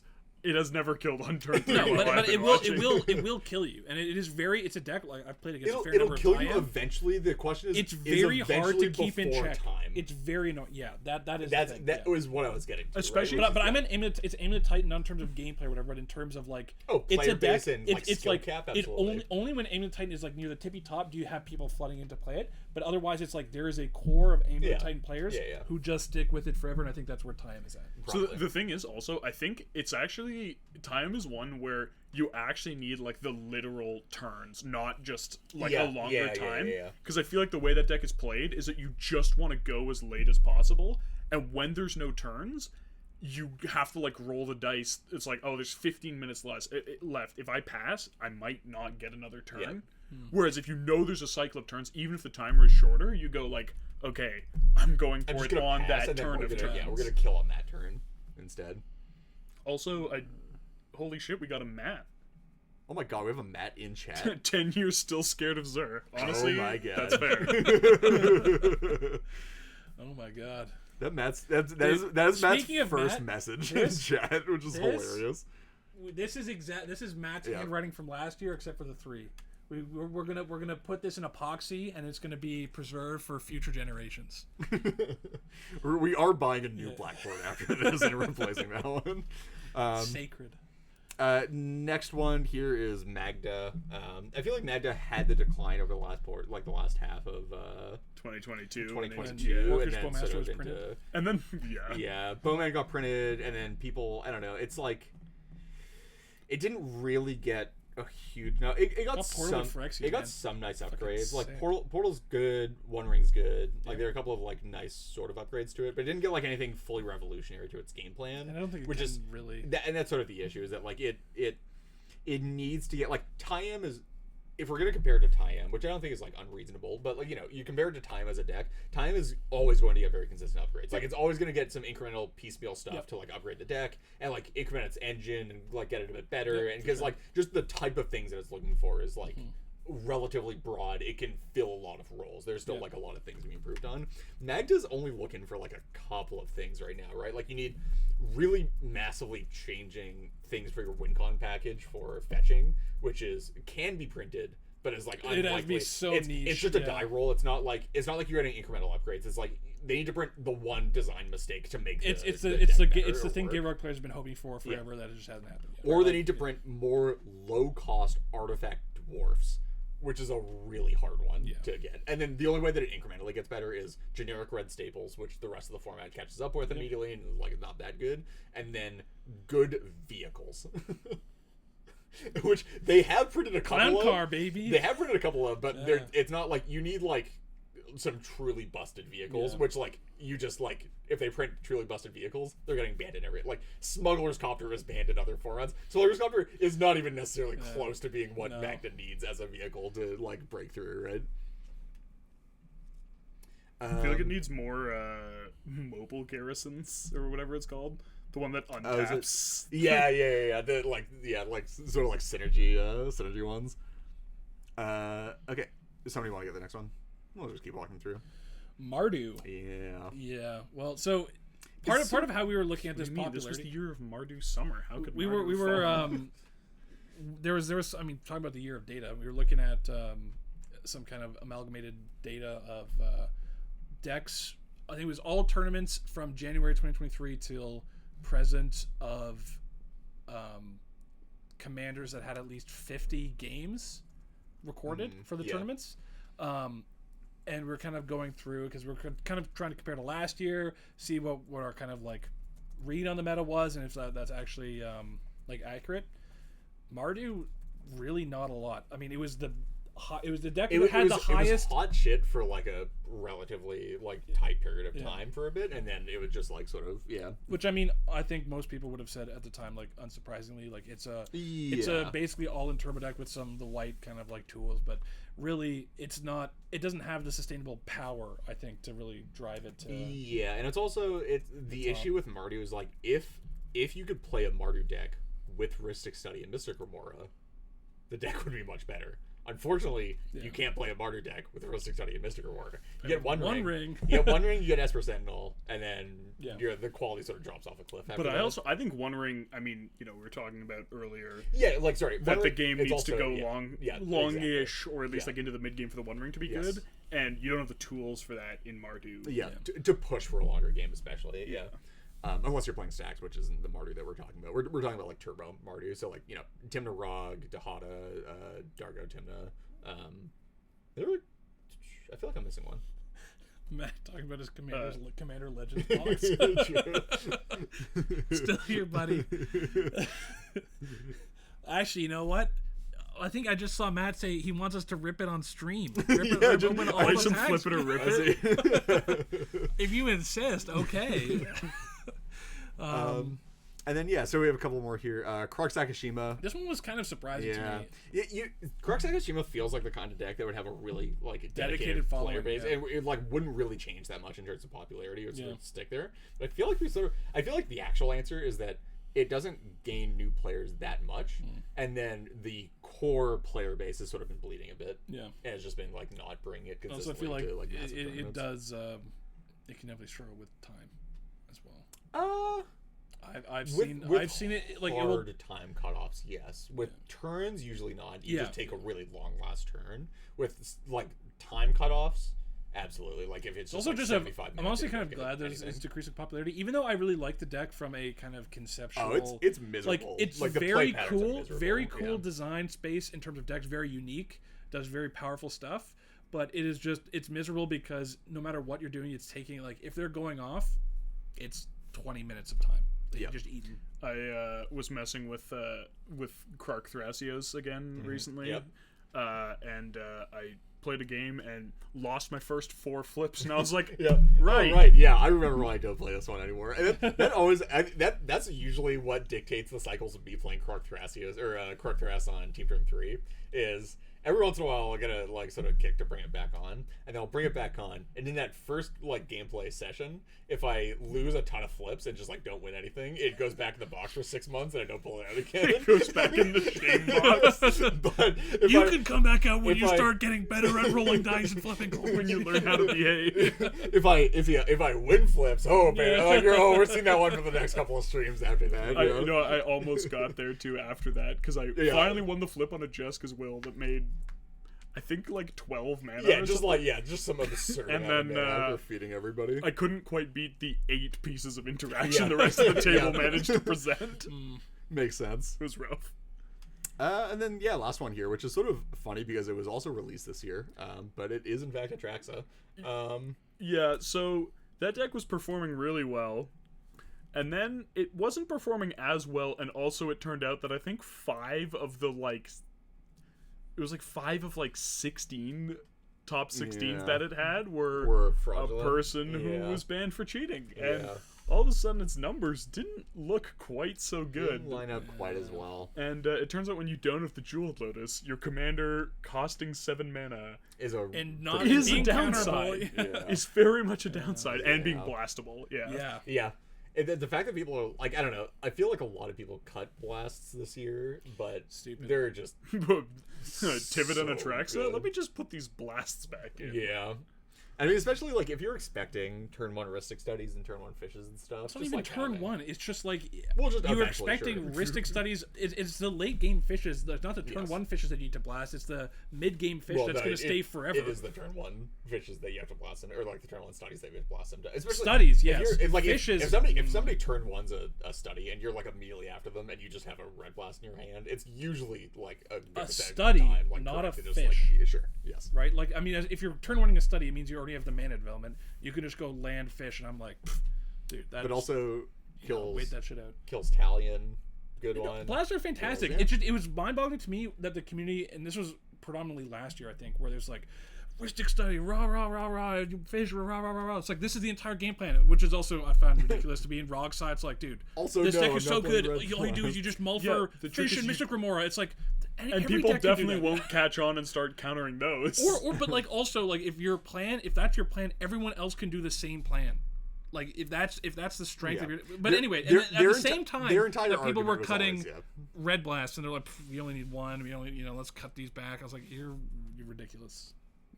You're being silly right now. Anyway, those are the main ones that we had as well. And we are doing this for a live chat, so again, anybody in chat, if you want to add on to any of these categories, feel free. We'll if we missed any big ones, we can always pick them back up from chat. But we're gonna move on. Kinnan, dude, Kinnan's still very Kinnan's popular. well alive. Kinnan's like. Very popular. Kinnan's like the and good. third most played tournament deck right now or something. Like Kinnan Well, I mean- Kinnan is good. Kinnan has been good for like years at this point. I don't think we're... Kinnan has so I mean it's dark Yeah, red yeah. there. It's close to like Tim Necrom, Yeah. like Blue Farm in terms of popularity. And it puts up decent results too. So Kinnan has sort of been getting the same hate as Magda and Tyam. It's just that it doesn't care as much because the entire deck is mana and your commander is 2 mana. And then- so people are just like, so you have like 3 dorks in play by turn 2, and then they're You like, replay Kinnan. yeah, they're just like, well, I have this swords, but I don't really want to swords the Kinnan because they're gonna recast it next turn and still have 3 mana left over afterward. Yeah, and it's just no. like, all right, well, and I then guess and then I'll just Kinnan, blow. I love Kinnan the grind game where it's just like Yeah, just spin. bomb Yeah. bomb bomb bomb flip, bomb. flip, Yeah. flip. And even if you're not flipping, it's just like, well, I drew the Sea Sphinx, so I guess I'll just Drew hard Sea cast Sphinx, the I Sea can Sphinx. hard cast this Yeah. Void Winter, and it's Yeah. like, well, that's the game. Okay, so should we get into? Yeah, let's get into our high impact cards. This is a segment that we do every year in review where we talk through a couple of categories and talk through our picks for that specific category. And we'll talk through it a bit and give our reasoning. So, Yeah. Lyndon, you want to start off? We're going to do the first category here is high impact new cards for this year. Yeah, So I new just- main deck cards. I want to talk about this card a bit. It's something that I really like because it kind of brings up really low color decks. That Adele, it really kind of pushes that into the mainstream. Predominantly focus. My card I'm talking about is the One Ring. Yeah, I hate this card. It's so miserable, dude. It's so freaking stupid. I think that being said, I do think so. My stance for a while has been, and like, let me know if you disagree, because I think Yeah. there's a discussion to be had here. I think it's a lot more. disagree. Yeah, thank you. I think it's a lot more healthy to have if Ristic Study was never printed and One Ring is the primary value engine. I think it's a lot healthier No, I think because I think I think One Ring is way more unhealthy than Ristic Study because there is something to be said. Like Ristic Study in the mid to late game, people can pay for Ristic Study. Obviously, a very early Ristic Study, people don't pay for it. The other thing, Sure, Ristic Study but- acts as a stacks deterrent for people trying to go off like ad nauseum, whatever. It's like you see a Ristic Study. Not everyone is deterred. That is but that it's is like insane to hear from your mouth. I don't combo off into like if I'm playing Riel, I don't just jam Real into. does it, sure, absolutely. But like, I feel like Ristic Studies very rarely stop you from trying to enact your game plan. No, not in for my general. main game plan. Not for like a win attempt. I'm Sure. very reluctant to go for a win attempt into a Ristic Study or Fish. Yes. Unless I'm very, very confident. But the One Ring doesn't do that. It's kind of just you play it and you sit there and you do your thing, and it doesn't. No one is deterred or impacted. The only thing that they see is like, wow, this guy's drawing a bunch of cards. I should probably target him. So And then the annoying thing is like the turn it comes down, you're immune from combat. Like so it makes it harder for people to just do that kind of free thing without devoting actual resources of just combat. yes, I think it's a very toxic card. I do agree. I agree that there are like shitty play patterns around One Ring. It's overtuned. Yeah. That being said, like my argument is that specifically, so the big one for me is that One Ring being colorless is actually a big one for that. Where like, I like think, that, yeah. I think if they had If printed, every deck had Ristic if Study, they had printed One Ring and it was a black card, like it would be so much less healthy. Than I it very currently much is, agree. right? I Where it's agree. just like, oh yeah, cool. What So if it was a green card? you still have to. We'll see. Actually, I think One green, Ring Seedborn Muse, baby. Green is weirdly interesting just because it gives inherent tension with Collector Roof. I know Collector Roof's already dead because you just want to play One Ring anyway in your green decks, but it would have given like this inherent sort of like at least superficial like tension. I guess that is one thing I kind of with One Ring is that it does make the oofs and null rods more tempting. No, it doesn't because you're playing One Ring instead now, but so you just cut your oofs, right? Like I disagree. You have with to lean even harder into the oofs. Is the thing, right? I don't think it's like you don't cut Crypt and Soul Ring just because you're running an oof, right? I don't think you necessarily cut. It depends on how primary, how primary you're going to be finding this oof or whatever. If you're going to be finding it all the time, then maybe you don't run the One Ring. No, so but you can very much be like if you draw early One Ring, you're like, and you're just winning the game on that. So yes, but the issue with oof is that the reason why oof and fast mana could always coexist in Thras Tournament decks, at least in my opinion, or like a lot of those types of decks, sure. In my opinion, is that it didn't like you were playing fast mana not because it was good to draw later, but because you were playing it in order to have explosive early turns, like explosive early starts. And once you're past the point in the game where it was explosive early starts, it matters a lot less, and you can just cast the oof at that point. Sure. Where it's like, I got my explosiveness out of the Soul Ring. I don't care about this. I don't really care about the mana anymore, aside from getting this oof into play. It's a lot different from Soul Ring, turn 2 tap it, play oof. Like it did a very minor thing, but you're still gonna do that, right? No, but like the point being that like turn 2, you're doing like you do like turn 1 Soul Ring into turn 2 cast Sylvan Library, cast oof, and like that's done its job, right? It's done its job. But for One Ring, the reason why you're playing a One Ring isn't just to get it down early. Like you're not just hard mulling to a One Ring to try to slam it on turn 1 or turn 2. Yeah. You're playing it because it's also a very decent value engine to draw a bit later in the game, especially when you have a Seaborn Muse in your deck. But also which makes it a lot worse to be playing it in the same deck with oof, where you're expecting these to have to coexist at a certain point. No, I kind of disagree. Where it's like not every game you're gonna have oof out, just like not every game you're gonna have One Ring out. So if you draw, like if you have oof out in the mid to late game, you draw a Soul Ring or a Mana Crypt, and then you could pour into Thrasios, Seedborn Muse out. That could have given you an extra draw, 4 extra cards on turn cycle. Like damn, that is a lot of missed opportunity value there. But you're not upset about drawing one of these cards. But you see One Ring and you're like, man, like this is such a bummer that I have this oof out. I don't think you just have to. I think you just can't have that mentality. I think the difference is that you're. Like, if you look at the ratios, let's say on turn 1 and turn 2, where you're going to have oof, you're going to have them not a lot of the time. So when you have, like, a Soul Ring or a Mana Crypt, you go, like, okay, well, I'll play this, I'll develop my commanders, whatever, and then I'll play the oof. But when you look at One Ring, where, like, if we're talking about a deck with oof in it, we're probably not playing, like, Mana Vaults and, like, so, you know, a lot of going really deep on getting Ring out early. So when you start looking at turn 3 and turn 4... the rate where oof-focused decks are going to have oof out starts to climb a lot. Like, if you're I just think it depends, like I said, on how oof-focused you are. If you're actually, like... Because, again, you don't get oof out in every pod. The idea here is that if you are very oof-focused, you're probably not going to be playing the One Ring, right? Because I don't know. Are you listening to what I'm saying? I'm saying, yes, I agree. Sorry. If you're very oof-focused, you're not playing the One Ring. No, but the problem is that if you're not very on the other side, if you're not very oof-focused, just cut the oof and play the One Ring instead. So you don't have the I don't think is you. The idea. I think you can have a plan A and a plan B. Like you don't. They don't. Not everything has to be synergistic. For instance, in Riel, I play Curse Totem. I also there's a difference between not being synergistic and being actually anti-synergistic. Yes, right? Curse Totem in Riel is anti-synergistic with all my discard outlets. I still play the both. Discard outlets. I'll say this. Not particularly comparable to One Ring. I think the anti synergy is less because if I already have a discard outlet, I can pitch Curse Totem. I can't do if I have Curse Totem at first and I have discard outlets in play, then they can get stuck. But also, like when you're not very like there's also something to take it. But we'll get on. Sorry, we're getting hard locked on this one, Chad. But we'll get past it in a second.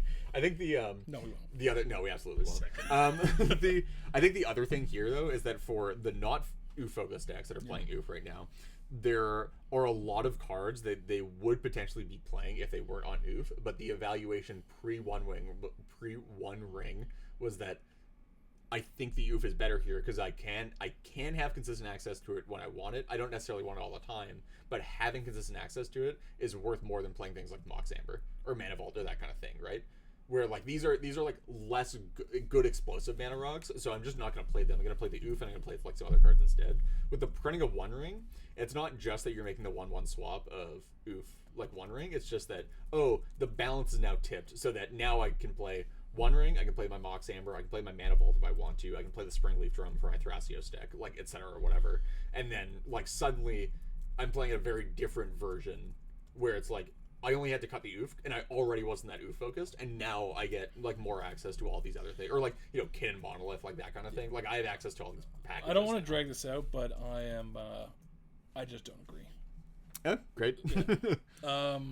That said, yeah, One Ring, very impactful. Format defining. warping and defining, and kind of a toxic card. It But is there is some There's interesting some aspects interesting to it. stuff there as Especially well. the build around. Yeah, Right? Like the fact that that's Minamo. Minamo's that's awesome. the other Love Minamo. reason why I think it's a lot healthier than Rhystic Study. If it was like the only like the main value engine aside from Rhystic Study is that you can actually build around it. Rhystic Study, you just have it in your deck and you just assume that people are going to feed it. Yeah.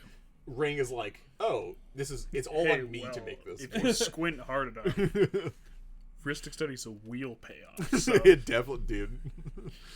Shitty wheel payoffs, my life. Okay. Dude, I can put a Trinisphere and a Sphere Resistance to play, and then I can cast a wheel, and people can't cast the spells they drew. It's wheel payoffs. Wow. Anyway, so my pick for new card, surprise, surprise, is Orcish Bowmasters. Also horrendously tragic to see that one get printed. I feel like we've done a large dissection of Bowmasters already on the podcast. Go listen to all of our episodes from earlier this year. Yeah, show notes. Especially the one where it was spoiled.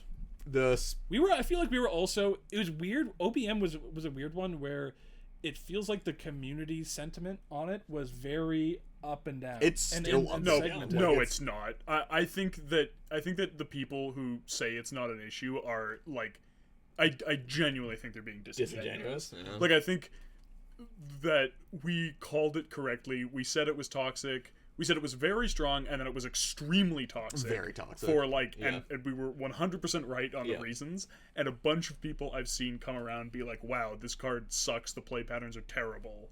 And then there's a bunch of people who just like meme and disingenuously say, "Oh, it's not that bad." Just like who knows why, but yeah, it's just Spark Notes. Short notes on Bowmasters that it's like Bowmasters is the best answer to itself. It doesn't actually punish the things that it's meant to punish. It doesn't punish the card draw. It punishes the incidental people trying to have creatures in play while other people in the pot are drawing cards. If it could only target the player, like permanents of the player who drew, drew, that would fix it. Like, or didn't have the ETB ping, Yes. or didn't have to make the Auric, or could only ping people's faces, Just- or could only ping non-Aurics, or like whatever. Just like just there's so much there. having like some disruptive pieces in play, and then watching one player feed another player's Rhystic Study, so the third player can just kill your board, and you're like, "This is." That one was another one. Okay, sure. That one, which for the record, that one was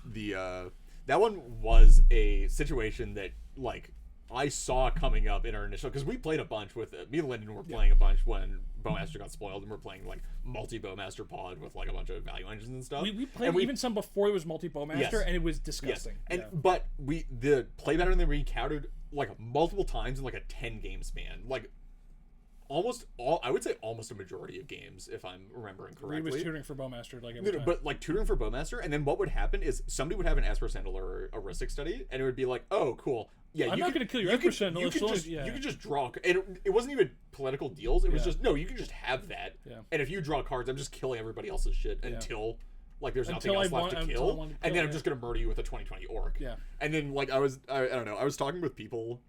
Like, I was talking with people immediately after that testing session, and people were like, it's not that bad. Why would you ever let people, like, why would you ever willingly let people draw, like, Rhystics out? Well, you don't understand, like, why would you ever, like, willingly, like, feed people cards in order to get ping? Like, the pings aren't worth the cards, and it's like, well, it turns out in a lot of board states, it is, because getting rid of, like really impactful creatures in play is really relevant. Also, and then the cards just, like, don't matter as much. Ems Max has a good point. Who casts Silence on Morgan?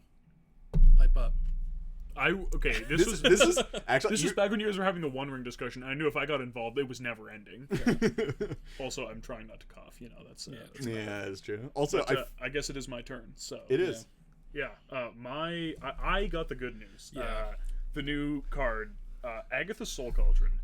This is a card that when it was spoiled, people were like, "Huh, that's neat," and there's like some synergies in a few decks, and then like just as time has gone on, people have been like, oh, there's synergies in a lot of. Oh, this actually does a lot of things.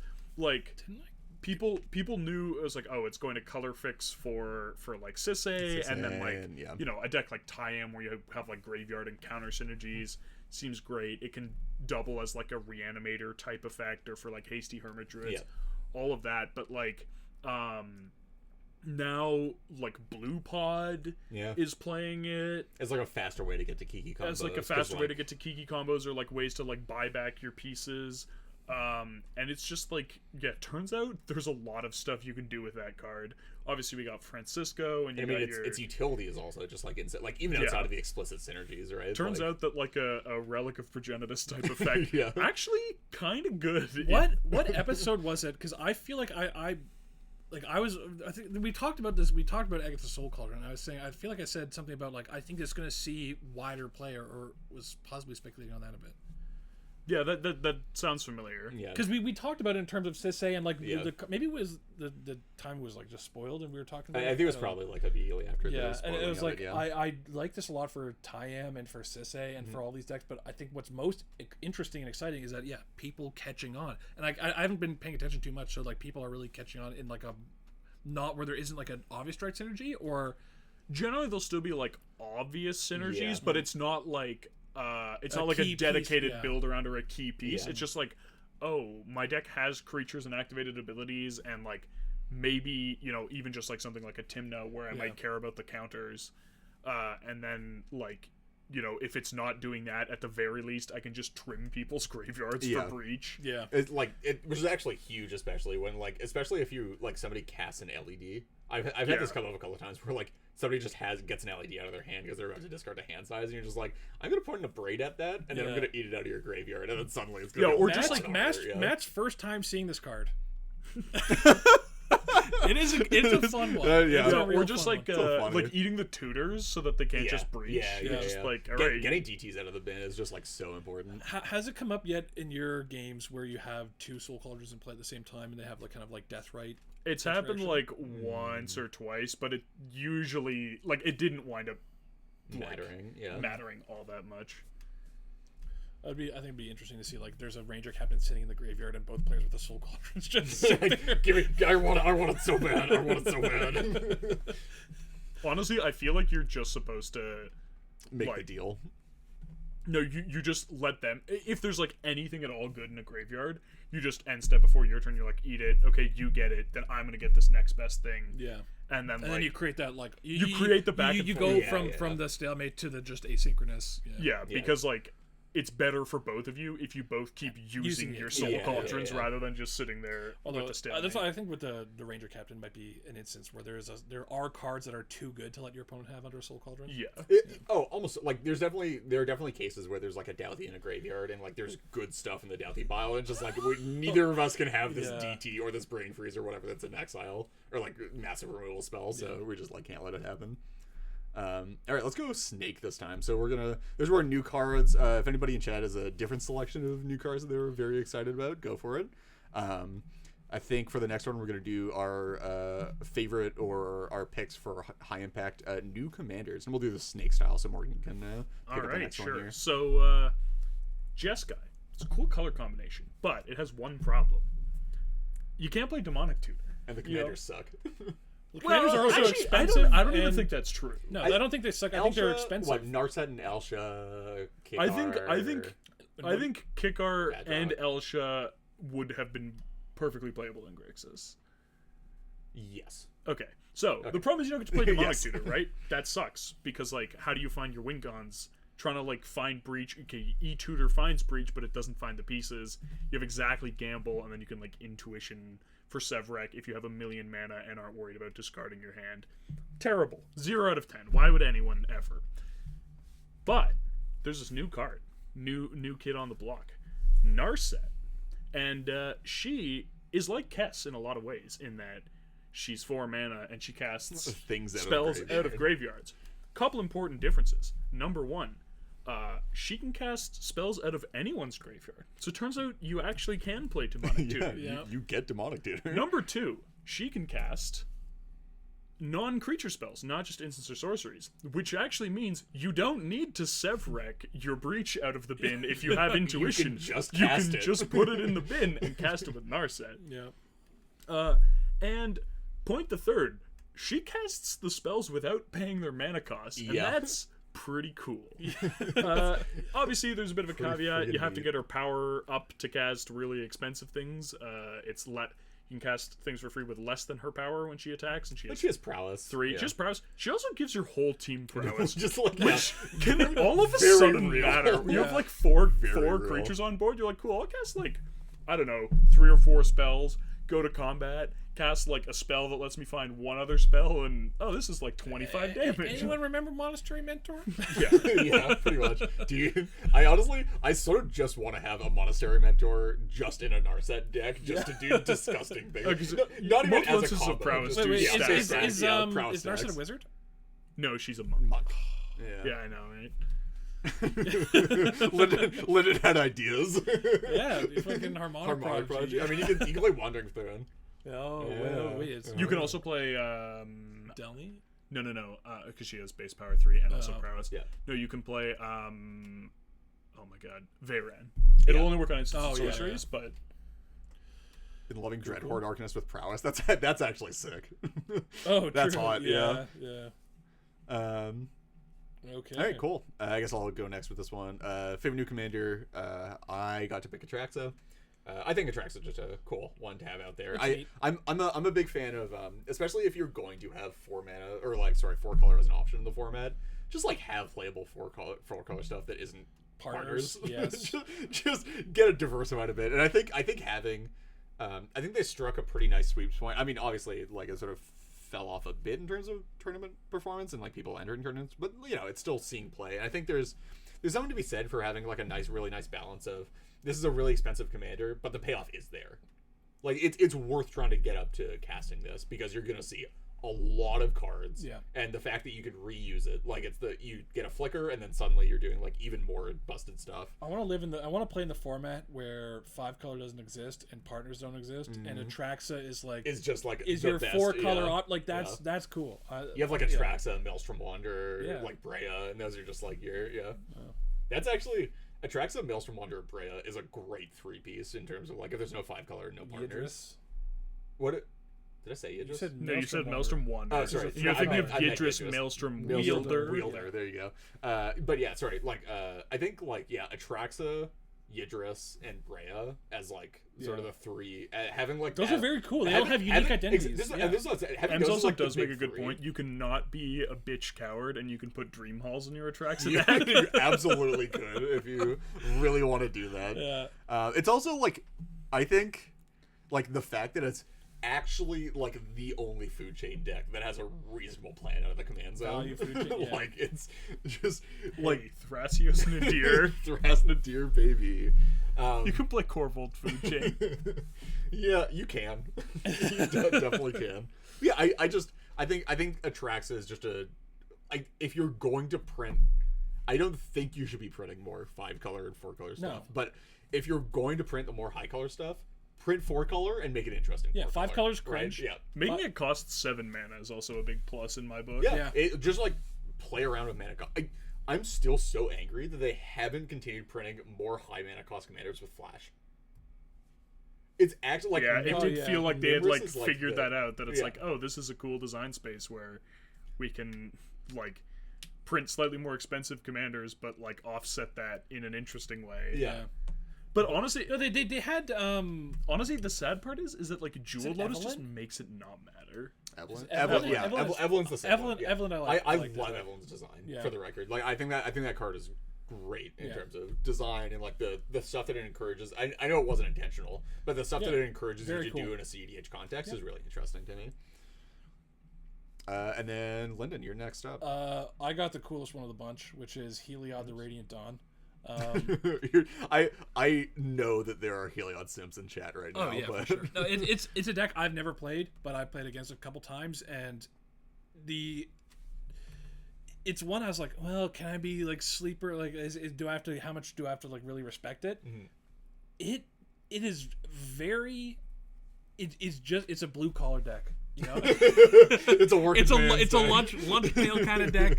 You know, it's I'd let Heliod date my daughter. It's no, like it's like you'd kill Rhystic Study, you'd kill Mystic Remora, and then just play Heliod. It comes right back, Smothering Tide. It's like you all of your enchantments that are just, you know, very important pieces. You can just play kind of coast on them. Someone deals with them, Heliod, and then he flips, and it's all hell just breaks loose. a different game. It The is worst part is it's not even the best blue-white commander we got this year.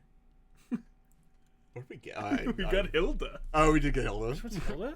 the tap one. Oh wait, what? I forgot how to type. Anyway, continue. I'll No, find it. Heliod is sick. I'm a big fan of. Well, I'm maybe not so much a fan as much I'm a hater of 4-color and 5-color. And I really like to sit in the 2-color range because I think that's kind of where the format is most fun and interesting. And Heliod, I think, is very fun and interesting. It's also the deck. It's also one of the few decks where I've been a wheel hater forever. Before it was cool, and It actually makes you want to play wheels. yeah, it's a deck where like wheels are sick, and It's I feel like there hasn't been too right many because of if you those. cast a wheel, it enters the Baral family. Because Yeah, exactly. Yeah, it enters the Brawl family after that. It does. It is also just a 1-card combo with Smothering Tithe a lot of the time. Yeah. Like the entire deck is built around symmetrical card draw, and it's just like, oh yeah, I'm just gonna like have a Smothering Tithe in play and then make you a get to bunch a of point colored too mana where it's and like, then just do you? I've beat Heliod before. You really have to pick a lane. You can't try. And, it's Yeah, like yeah. I'm gonna counter all your wheels, but you can keep your Smothering Tithe. It's like you just have a like infinite mana, but it's like you have to hit the payoffs. But no, it's like Echo of Eons in that deck. Like, oh Not my okay. god, so cool. even just And Flash, prosperity, yeah, like actual factual prosperity. Yeah. sick deck. Turns out you just deck people sometimes. Okay, We'll go through, draft again. So that's it for the new commanders for us. Next category here is new innovations in tech. Lyndon, the first one here. mine was kind of a late edition, which Yeah, was definitely was. Metamorph, Phyrexian Metamorph. Just sort of weird because I feel like it was sort of starting to catch on in 2022 a bit. Like it saw a lot of play in specifically Dawnwaker for like a while. It was like Yeah. almost always in that deck. I think it's now into the realm where you could possibly play this over Fimage, and you could argue it's the best clone. Yeah. I've done some evaluation of different decks, and I tend to keep Metamorph very high because the One Ring, and obviously the benefit of clones grew in stock significantly with OBM, right? Like, Yeah. just Things we that don't talked die about in a this in the single ping, OBM episode where it's like you play it, you OBM, copy their OBM, you kill their OBM, and you've got it. And it's like you've got that versatility. It's Metamorph. But also you can, aside like not being a Fimage, you can copy a Yeah, pink yeah, commander yeah, and yeah. it doesn't just die to a single. No, like a single ping off it's an OBM. Yeah. it got better because you want to play clones because of OBM and One Ring, the ability to copy that, and then the fact that you can not have that effect. Obviously, the downside of being sometimes artifact activated abilities like can get awkward or artifact removal, but yeah, I'm a big fan of Metamorph. It's also the uptick in Metamorph has directly caused multiple situations of me having to go to a judge and try to figure out fucking dress down Metamorph because that one is not a simple ruling. Wait, for the really? record, it is not. Because Well, it's not obvious. humility, It is simple humilities once you affect learn clones, right? So humility and clone, they changed rulings in the last few years. I forget when it was. I forget what there was. It was the same time when Magus of the Moon started affecting as it enters for lands. Okay. The humilities affect clones, meaning if you have a humility in play and play a clone, the clone doesn't work. It's not a clone. It's just a Okay. one, Sure. right? Huh. So if you have a dress down in play, and you cast a Phyrexian Metamorph, Oh. and you try to copy an artifact that isn't a creature, what happens? Oh. Yeah. Because Phyrexian Metamorph is a creature. Yeah, But it's trying to as enter the it battlefield enters as not a creature. But where does the humility apply? Fair enough. Okay. I've called judges multiple times for this. I don't have an answer. I think Someone I go think ask it works. Judge Chat on I the don't think it Discord. works. Judge I- Chat, go I- figure I'm out. No, for we've us. tried that. We've got different answers. Do you escalate to a higher level? I forget how far we got. Oh yeah, Like Metamorph is I've sick. stopped messaging Toby Elliott with my rules questions after he told me to shove it. When I was asking about how slow play works with Shuffle Atla. Go away. That was basically what he said. He's like, if someone ever does this in a tournament, then I guess we'll solve figure it out. Yeah. Okay. Yeah, for me, it is honestly just main deck Derevi. This is mostly just because of a direct knock-on effect of One Ring, but also just I think main deck Derevi is just sick. Cool. I think that card is just awesome. Derevi's cool. Derevi, in the context of not being in the command zone, is even more awesome than being in the command zone. And it was always interesting to me to like see the decks that did actually play it, like versions of Blue Pod. I think some versions of Dawnwaker played it for like a bit. I don't know. Sisei is always sort of messed with having Derevi in the deck, and I don't know. This is probably my pick in terms of being a newly founded Sisei player in general, but also You I think slide that Derevi's into just Thrash sick. Timna decks? Sorry. Slide that into Thrash Timna decks? I'm honestly thinking about it. I think it's I cool. think they're like specifically One Ring Thrastimna decks, or like mid range sort of like turbo-y mid-rangey type things where you're trying to do like basalt stuff maybe, or like sort Turbo of mid-range with some hints of farm. yeah, exactly. But like trying to be like more Someone had artifact to say it. combo-y rather than like creature toolboxy, and then like playing One Ring, playing like maybe a Derevi in there. I think it's like sort of I interesting. mean, Derevi, it's 2 mana, and then can be Yeah. tap cradles. Like yeah, like it's untapping nuts. Cradle is Yeah. like the draw a lot of the time there. Flies, Timna, you're already wanting to attack. It's great. I can't believe we Love didn't that say this is the year people stopped saying farm. People still say blue Yeah, farm exactly, but no other God, deck true. is I farm. didn't even Yeah. realize that. The death of farm. Very Wow. happy. I'm proud of our community. we overcame That's the first it time I've together. said that in years. Oh, All right, I guess my Morgan's. tech is sort of the opposite of Reed's. Yeah, the And I guess direct Linden's to counter. an extent. Terra Sunder / Resculpt. Hell yeah. Also, I think the new charm. the new green Archer charm charm. in low color green decks, but also I think that new 1 mana edict, the green one, Yeah, the one that I posted. can also Yeah, slot yeah. into this. Just things that can actually answer, the One Ring. Admittedly, that one doesn't answer the One Ring Yeah, super because well. somebody has a rock in play. Usually they just power sack it out with yeah. artifacts, Yeah. but it can answer like multiple Rhystic studies and stuff. But just like the slightly more uncommon removal that deals with stuff that's often difficult to remove, I think it's good to see. I think removal has been historically underplayed in the format, and I want to see more of it. Honestly, Yeah. and just honestly, diversity in interaction packages is something that we like desperately Mono blue need, players and- always knew about Resculpt. yeah, man.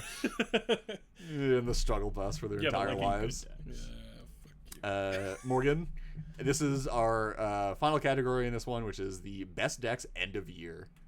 So we'll get through these pretty quick. Well, I did this time. Yeah, opt sold out. for the boring answer. I sold out. Ooh. Timnacrom is I think just it's like it's a top 5 deck in every category on the radar chart, and that can only be so bad. You can always find success with it Yep. if you build it right and figure out your pod and go for the right game plan. You've got game into every pod. It is the deck to beat always, right? Like you can't bring a deck that doesn't have a plan for blue farm.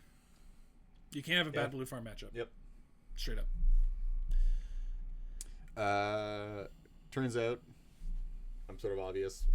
My pick for the best deck end of the year, I think, is Sisei. Specifically the whatever clam chowder version or whatever you want to call it. Just no bad cards. Whatever. Sure. I don't actually think it's no bad cards to say. I think there are some ones in there. Minimum that are, effective like, package. Not great, but yeah. Minimum effective package to say basically just like playing the minimum package to make the deck actually win with Sisei activations, and then just playing a good 5-color deck aside from that. Yep. I think the deck's really strong. I think it hasn't borne out a huge amount in tournament results yet, but I also don't think a huge amount of people are actually bringing it to tournaments or like So they're probably not playing like have reps on it or whatever. version So or whatever that you think is best. well, there's been a lot of Sisei play this year, just like not But necessarily which version. yeah, I was gonna yeah, say, yeah. I think version matters a lot.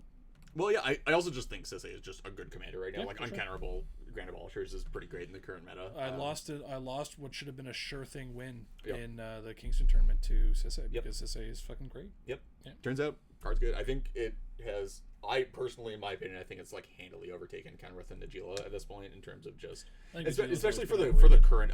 Not necessarily for every meta, but in the current meta where it's all just about like drawing cards, and then like eventually the game goes long, and you need some way to be able to force through a win. It's the best of of both, yeah. right? Like it is Kenrith. The problem with Kenrith is that his abilities were mid-tier impactful on a high-cost commander. Yeah. Like so you can't play Fierce, you can't play SWAT. Yeah. And then Najeela's problem is that she's a combo, but like kind of stinky otherwise. I don't know. Yeah, I mean, she's a good engine on her own. It's just but that, like it's very easy to stop that engine. If she gets shut off, the wins get a lot harder because there are fewer. I feel like the way that Najeela is built, for the most part, is the engines, aside from the really generically good ones, are more Najeela based. So like you need to have your Najeela in play to make them actually work, and then your win cons as well. If you're not playing like a massive breach package on top, Also, you just have to thing find is, you a can way. just play Also, Sis- she doesn't pivot nearly as well into like supporting your other win cons. Exactly, yeah. With Sisay, you can be like, okay, play a legendary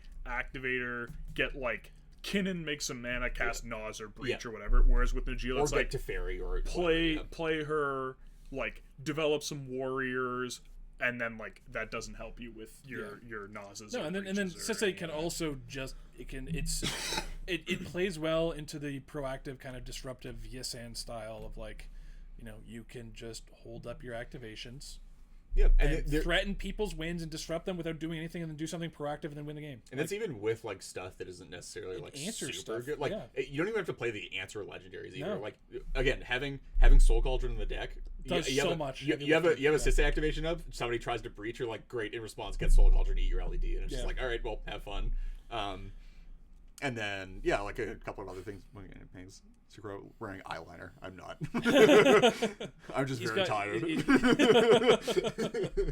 But yeah, like it's you just don't need that much. Like Teferi can even be weirdly effective at stopping people from winning, because it turns out there are a lot of ways where people are like a lot of sequences where people want to be able to cast stuff at instant speed to like catch certain triggers on their turn or whatever, and you're just like no. Anyway. And then Lyndon. My pick is Riel. Turns out. And this is gonna everyone. I mean, Morgan's the only one picking a deck that he's not like actively a super big fan of.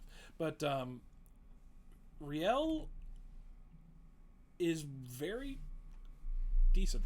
Wow. Like, what an endorsement for end of year best deck. The thing with Riel is it just has like the Brewer's advantage, and it's not. But it's not. It's Brewer like people. It's so weird people to me, don't know just, Why is it weird? It's just weird because the Brewer's advantage for Riel, for me, like it is just a breach control deck. Yeah, and the pieces are very obvious as to what you they would do. right. Like they're just A+Bs with your commander, and it's just like the thing is when you take Riel out, if people haven't played it with me with Riel, they're like, oh, he's gonna cast Wheel of Fortune. No, well, I guess it turns and they're out, like, no, yeah. You play Firestorm. They're like, let me see that card. You're like, Yeah. oh, like okay. Yeah. To kind of summarize why I really like Riel, but it really is. I kind of want to talk about Riel, kind of in the more the broader context of the Brewers' advantage stuff. Like we mentioned earlier, spike tournaments with decks that people don't know, and that is a serious advantage. Now the deck has to have a certain strength level, certain strength threshold that we've talked about before, and Riel does have a lot of these like insane tools. Like it's got Firestorm, which is the best like board wipe if you have one of the best board wipes in the format when you have a Riel in play. Yeah, like drawing that many cards, wiping everything for a single red mana. Single red mana, instant speed, and then it has one of the best mass like in blue red you have normally just Sight Rift for answering like non-land permanents. Turbulent Dreams is again outrageous. Pitch your hand. You can blow up all or bounce all their stuff, and then also like abuse your dock side, bounce all your rocks back. Stupid, and then like you get to play Dress Down. It has a lot of great tools. Also, just an insane value engine that I think is kind of necessary, and then just a lot of efficient counter magic and Breach is a good win condition.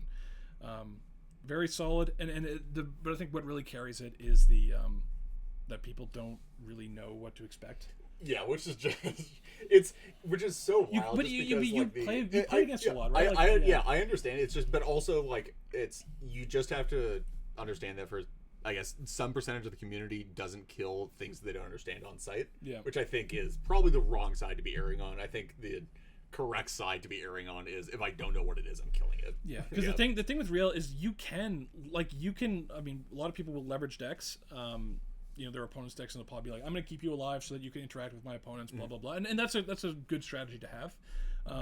With Riel, it is very hard to accurately assess where she's at, you need to kill it because it can be very explosive. Yeah. And then a lot of times by the time people are like, oh, Riel's a problem, it's too late. Like I can control 3 players. Yeah, once Riel has 7 cards in hand when they have an engine going, it's like the filtering has happened too much at that point. It's probably found the interaction to stop you from being able to actually kill it. So Lyndon's calling it. Riel he thinks it's going to get at least a second, possibly even a third top 16 at a 64-person event this year. Yeah. Okay, no. Well, all I'm saying is I have the numbers. I have the numbers, and when the numbers were crunched, adjusted by tournament size. No, they're adjusted by games.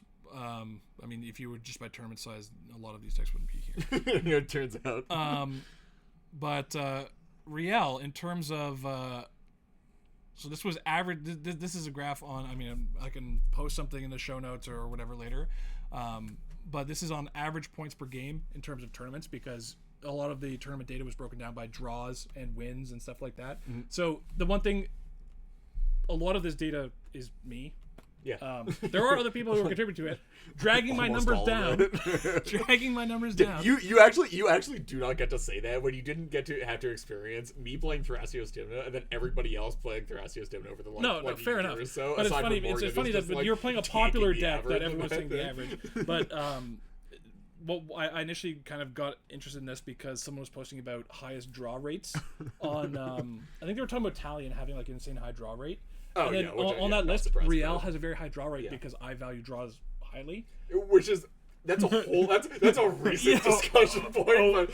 005 for 16. Yeah, we're gonna sidestep that one for now. Because look, I may have gone 103 in Swiss recently. In fairness, at least one of those wasn't time. Actually, one of those was an ID, and one of those was the game reached a drawn state well inside. Oh, yeah. No, but those are a lot of things where it's not like you're trying to drag it to time necessarily, but you're like, hey, I don't think I can win this game. We played it at Kingston or whatever. It's like, I don't think I can win this game. Hey, Reed, you want to, like... Yeah. You don't. Let's play for draw. Well, it was. You were in a what could have been a winning position. I was in a I can't win position. You're like, hey, I can't win. I know you have interaction. Do you want to take this to a draw? It's like, yeah, absolutely. Yeah, I'll take the draw here. And so when you factor in the the draw rate by how many points you get for a draw, win rate by how many points you get for wins, and you can make decks that have the average points per game. Riel was second on this list, and we have a representative sample size of 69 games of Riel in total played in all tournaments for this data set. So this data set was decks that have at least 50 games played. So there creeping over that line. No, it is. But yeah. Anyway, what we're saying, there were some interesting decks that get excluded if you like Quark Thrasios. What we are saying about draws is that they don't want you to know this. But you don't need the entire table's consent to make a draw. You just need one other person that's playing blue.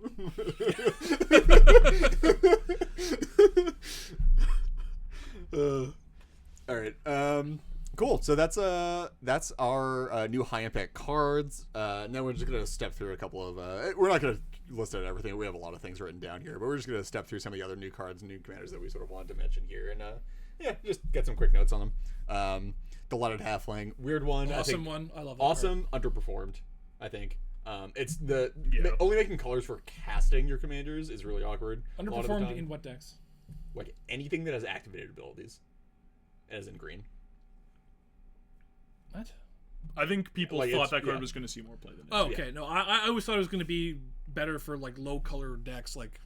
I don't know. I mean, sure. I feel like you play it there, it's just another but like those decks are already like flirting with playing Boreal Druid. Yeah, so exactly. like we're not. Sorry, flirting with playing Boreal Druid. We're just playing Boreal Druid. I love Boreal Druid. Well, I was thinking like 2 or 3 colors. Like mono green decks just playing Boreal Druid. Fairy Mastermind. Sick card. It's good. I like it's that very design. good. I like that design. I think like the only thing that's holding it back is the fact that it kills you sometimes. And the fact Bowmaster and the fact that it kills you sometimes. but like I think it was very strong, and I think actually a lot of people sort of under-evaluated Yeah, it. I definitely agree. thought it was only going to be like I thought this card was only playable in Timna decks, and you're like I play this in whatever. The having flash gives it a ton, Yeah. just because like you can see the draws coming and just be like, okay, I'm only exposing it now. Lotho, really fun Crack one. card. I love that card. And it's cracked in all the right ways, I think. Yeah. Honestly, I love how you just corrected it to still be wrong. I was deleting some stuff. We got It's there. still wrong. Is it? Yes. Does There's need no two E. Rs? Oh, cool. Anyways, I also I love cards like that. It's like a mini Smothering Tithe where you can tap out Yeah. and then not be tapped Yeah, out. exactly. Big fan. It's huge fan of things that let you actually like fucking interact and take games longer. Yeah. Consistently. Invasion of Ikoria. Always nice to get another to play creature tutor. I think this one's like sort of interesting in a couple How many of times have you situations. flipped but Invasion of Ikoria? never. 3? Oh, sorry, Vintage Cube. A lot. X-Mage? Yeah. I'm a little disappointed that it's better for decks where you want to fetch Dockside as opposed to decks where you want to use it as a toolbox card. Yeah. Just the fact that but the it's still non-human very is strong. sort of like Yeah. tough for the toolbox stuff a lot of the time. Yeah, humans are really. But good also, cards. I'm not expecting them to just continue printing Green Sun Zeniths into And Finale of infinity. Devastation. Yeah, just like so. We'll take what we can get. Boromir, Warden of the Tower. Better Lavinia. I still hate Lavinia. Yeah. Don't at me. It's also, I mean, not having the other clause definitely hurts. Well, also the fact that it's Lavinia that yeah, can you can cash it in to stop it from being Lavinia in the bad situations is pretty nice. No, but I'm saying like the fact that it doesn't stop people Yes. from casting Yes. ad nauseum. Yes, or yeah, whatever is tough. Is disappointing. Beseech the Mirror. I love this tutor. Very cool. I think Beseech is like I think what's the I think this card is just going to continue to fall off. I agree. I agree. I think agree. it's a much better design than Dark Petition, which is the last like I think like good tutor they've printed, right? Like when's the last? Scheming Symmetry. Yeah, no. Wishclaw Talisman is actually Sure, answer. Wishclaw, yeah. Which I think it's about equivalent on design with Wishclaw. I think the interesting part of it being able I think to it's an cast interesting every- yeah. design. I just don't think it's very good. I think it's good in a specific subset of decks, i.e., mostly Mardu and Mardu and Grixis. Sure, but like the decks that we're already playing, that we're like already considering playing Grim Tutor, I feel like is Yes. not like a good Fair. way to evaluate whether or not this new tutor is good. Hoarding Broodlord. Can't believe This that card was was printed in 2021. Yeah. Oh, was it? No, Oh no, you just think it just- is. Yeah. It feels that way. Absolutely. The card that actually the card that Zach? unlocked. No. Remember all the Keegan talk might of get one, Zon but half not you. before scheming Before- before Broodlord, before right? Broodlord, And we're like, yeah. oh my god, Zon, we're gonna break this card wide open, and it was like, no, It was just never- it Really was not always that good. red I played it in Anala, and I was like, this card is okay. It's and always Anala, Red War, yeah. Anala can take like way better advantage of it than so many It's other... like literally only Cormella that like wants Son half more. I'm Maybe- playing it in there's enough synergy things in Dargo Timna that I was it's in also there, thinking but- like I guess specifically Core World as well. But yeah, whatever. Yeah, I don't know. I think it's a good Cool one. card. Very cool It's card. interesting. Yep. Soulless Jailer fell off immediately. Yeah, whatever. It's neat to have around. Cutsoul, fuck you, Wizards. I mean, I'll take it. I'm gonna play it, but fuck you. We don't need more Grand Abolishers. I'm sorry. Phyrexian Censor. At least it's green, We're okay? going- I am very happy that it's green. If they just like printed it into mono white again, I would have been very I angry. like Friction Center. Censors are great, yeah. Yeah, Huge I like fan. more creature rule of laws. Born Upon a Wind. Love this card. Great also, card. This also card the is fact that so you can sick. the fact that you can Kiki plus Deceiver Exarch Deceiver combo Exarch through Phyrexian Censor. Exarch being a Phyrexian? Ooh, yeah. Yeah, wow. And baby. also Village Bellringer because Yeah. it untaps Because that taps everything. Nice. Dude, Born Upon a Wind? Great printing. I think it's All one of the Morals. coolest cards this year. Yep. Like it is just it unlocks so much. Like that just base draw a card. Like wow. Tacking on the cantrip to like whatever your like timing like Yeah. and what they've done forever. Like Quicken has a cantrip on it, Scout's Warning has a cantrip But they on were it, just but- so narrow that it yes. would be like the next spell you Yes. cast. It's like giving everything flash. It really like you have to. It unlocks so much in like every deck now can just try and I instantly also lands. think we're going to see more of this as people realize that being able to pick your moment when you go off to not be on your turn Yeah. Yes. is Is an really incredible mid-range Yeah. mirror breaker. Yeah. Yes. Turns out Flash was a busted card and got banned for a reason. Turns out. Yeah. Dauntless Dismantler. I have not actually played that much with it, but great card. Yeah. Good design. I think it's awesome one. Legolas's quick reflexes. So Wild like ass card. so like fuck the design behind this, but also it's sort of sick, right? Yeah. Like I'm not a fan of like they were just like let's just like make the fight spell good by giving it split second, hexproof, and making it untap the thing when it does the fight thing. I like sure. Weird one. Anyway. We needed good fight spells. They've been power creeping fight spells for so long, you but they've see been the, going like baby steps. You see Arcturids Charm? Yeah, I did. Yeah, awesome card. Awesome. Yeah. I was talking to Morgan, it's the perfect green charm. Yeah. It's all of the things that you want a green charm to do. And it's like a good version. And it's a not good fight. version of all of them. Yeah, yeah. It's like it's exile a artifacts, punch, enchantments. exile, and to board for lands. Yeah. Plus instant speed just to hand for any creature. It's No, great. it's awesome. Cool. Stern Scolding. Boo. Cool. I think I think it's interesting. I think it's overrated. Drana Linvala. We didn't Rip Dronalyn Vala. we didn't need a better Linvala, but I guess I'm happy we have it. I don't know. I kind of It's hope like- that it might, like, the fact that it gets the abilities might be enough to entice people to put it in their mid-range decks, and it just, like, especially with wasn't cauldrons quite- floating around, right? Like Yeah. being able to steal cauldron activated abilities is pretty sick. Yeah. It gets played more. Every time I see that card, it's very impactful, but Just nobody plays it. Yeah. like, I do actually think if you're, like, considering putting Italian in your list, there's, like, an argument depending on your meta. For Drana Linvala, yeah, that makes sense. The double white is rough, but... Yes, I agree. I think Well, okay, it's rough for you and me. It's not rough for the people who don't see any issue Like casting their 5 Esper basics Sentinel off their and- Ranger Captain Yeah, and a 4-color yeah. deck. They have no excuse. Cool. So we'll do a quick once over of some of the new commanders for this year as well. Atali, I don't think Atali's a good deck. I love the design. I hate it so I much. love it so much. I love the random fucking just like, yeah, let's just jam this and see what pays off. And Yeah. just, Though like, I did get to live the dream of end step vamp for clone, untap, imp seal for Razaketh, clone the Atali. Oh, that's so sick. sick. Yeah. Talion as a commander. I think this I don't is. like Tanya as a commander. I think I probably like it more as a commander than I do in the 99 at this Really? point. Yeah. I just think it's like actually the interesting blue black deck to be playing, which is not saying much because it's not A it's not- generic value engine in the command zone it's is interesting. not intrinsically interesting. It's interesting because you actually get to play a blue black deck with decent grind potential, and then it's that when you're playing a blue black deck Oscar with already exists. Yuriko already exists. Oscar does not grind. Yuriko Oscar absolutely Yuriko grinds. What the fuck are you talking so it about? does. He's just he's ridiculous.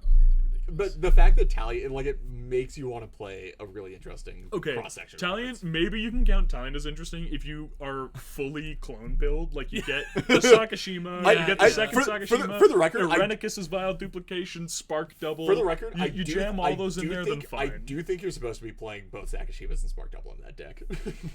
I think Sakashima is an underplayed card. I absolutely agree for the record for once I think worth. there's lots of decks that just want to clone their commander. And can clone Dockside. Obnixilis Captive Kingpin. Very Love cool. it. Very Love cool it. card. Great design. Huge fan. It's no Elevir. Magar, but it's an okay practice. Elevir of the Wild Court.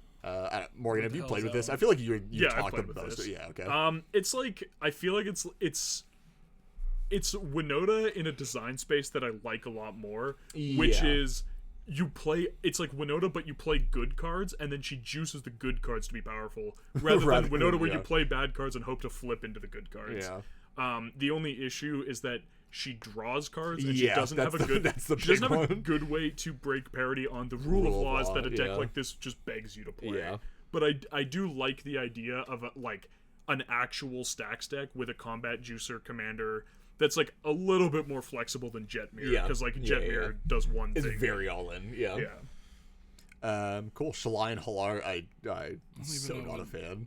It's it's so bad. I'm not even gonna explain it. It's bad. Okay, Don't do it. look, a Naya commander that combos with multiple just single creatures feels like there has to be a place for it in the format. You know what I'm saying? There just isn't though. Is the thing. Like after we've seen a lot of it, we've seen a lot of that deck. Have we? I feel like we have. I feel like I've seen a lot of people playing have that deck jammed it. turbo, and I'm just like, what are you doing? Oh, that's insane. I don't know. It's Yeah, wild. never mind. It's wacky out here. I see Shalai and Halar, I look at their list, there's a Rite of Flame in it, I'm like, what is happening? What is happening? The Doctors. The Doctors? There's the There's a bunch of them. Food chain. The They all food do chain stuff. I think it was fun that you can have 3-color food chain with a value engine Two commander. value engines. War Doctor, Yeah. Commander. One of them Baby. makes one of them makes clues. The other one makes the doctor makes clues. The companion draws a card every No, time. I know, but the one that makes clues makes a clue on ETB. It's not really a value engine. It's just on ETB. I thought it was okay. Yeah, never mind. No, It gets the big, the though. Phyrexian Arena does is it? the Okay. value engine. Yeah. Fucking Hilda of the Icy Crown. It is a very interesting design space. I'm just not sure how good it is. How can you ignore the time spice that is Blood Chief's Ascension? And okay, Blood Chief's Ascension is spicy, but there's actually no reason that you have to put it in Italian. I guess it works somewhat nicely because you get triggers when people trigger Yeah. Italian, but it's like real easy to get a Blood Chief's Ascension online already. Yeah. And Mnemonic Betrayal is no longer spicy. I'm sorry, it's not Yeah, it's 2021 just, anymore. no, that's just a card that you play now. Like, when Tim Necrom plays it, it's not. And then Morgan. Yeah, we got Hilda of the Icy Crown, who is not good, but I love her. Yeah. Just tapping. Look, Opposition is a fun card for the person who plays Opposition. For no one else, but for the person who plays Opposition. So sad they took Opposition out of the And HQ. just Ridiculous. tapping everything down and just crapping out a ludicrously large army of Number of 4/4s, 4/4s, yeah. or manipulating counterbalance by preordaining at instant speed. Yeah. It's great. And then lastly, because somebody in chat said they'd riot if we didn't mention it, the Staxolotl. I don't even know what this one is. I forget. I don't even- Zolotayeg. It's like a 6-mana Simic boy that turns everything into just basic islands. Yeah. But Yeah, it's yeah, just yeah. an axolotl and it's adorable. It's Yeah. a giant axolotl. Yeah, it's a and giant adorable. axolotl. Nice. I remember those now. All right, cool. So that is our new commanders, and then I guess we'll get into some quick meta trends for this year as well. I feel like we talked about a lot of this, but we'll just like sort of breeze through it pretty quickly. Yep. Big board commanders and one big girl commander. Atraxa, Whoa, big Tivit, lady. Well, yeah, I Atala, think just meta Atali. trends in general. Tivit, we were kind of talking about this. I was like, was Tivit printed this year? And Morgan was like, no, it was No. the year before, and it was also April of the year before. Yeah. Tivit really had like A there was glob, there was an initial interest in Tivit. Well, I do think it was seeing success in an uptick before One Ring. One Ring makes that deck much better Sure, because but, like, it already played no like and much better in less obvious ways than you think, which is like, yeah, obviously you can tutor for a One Ring, it's good.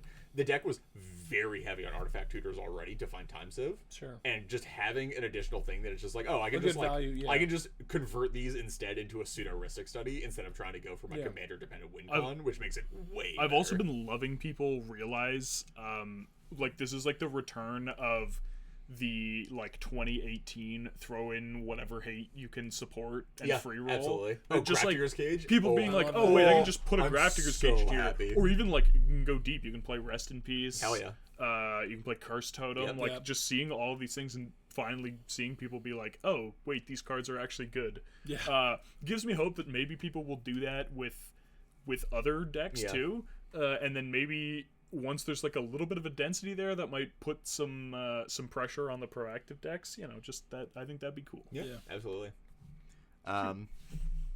It's very It's cute. very cute.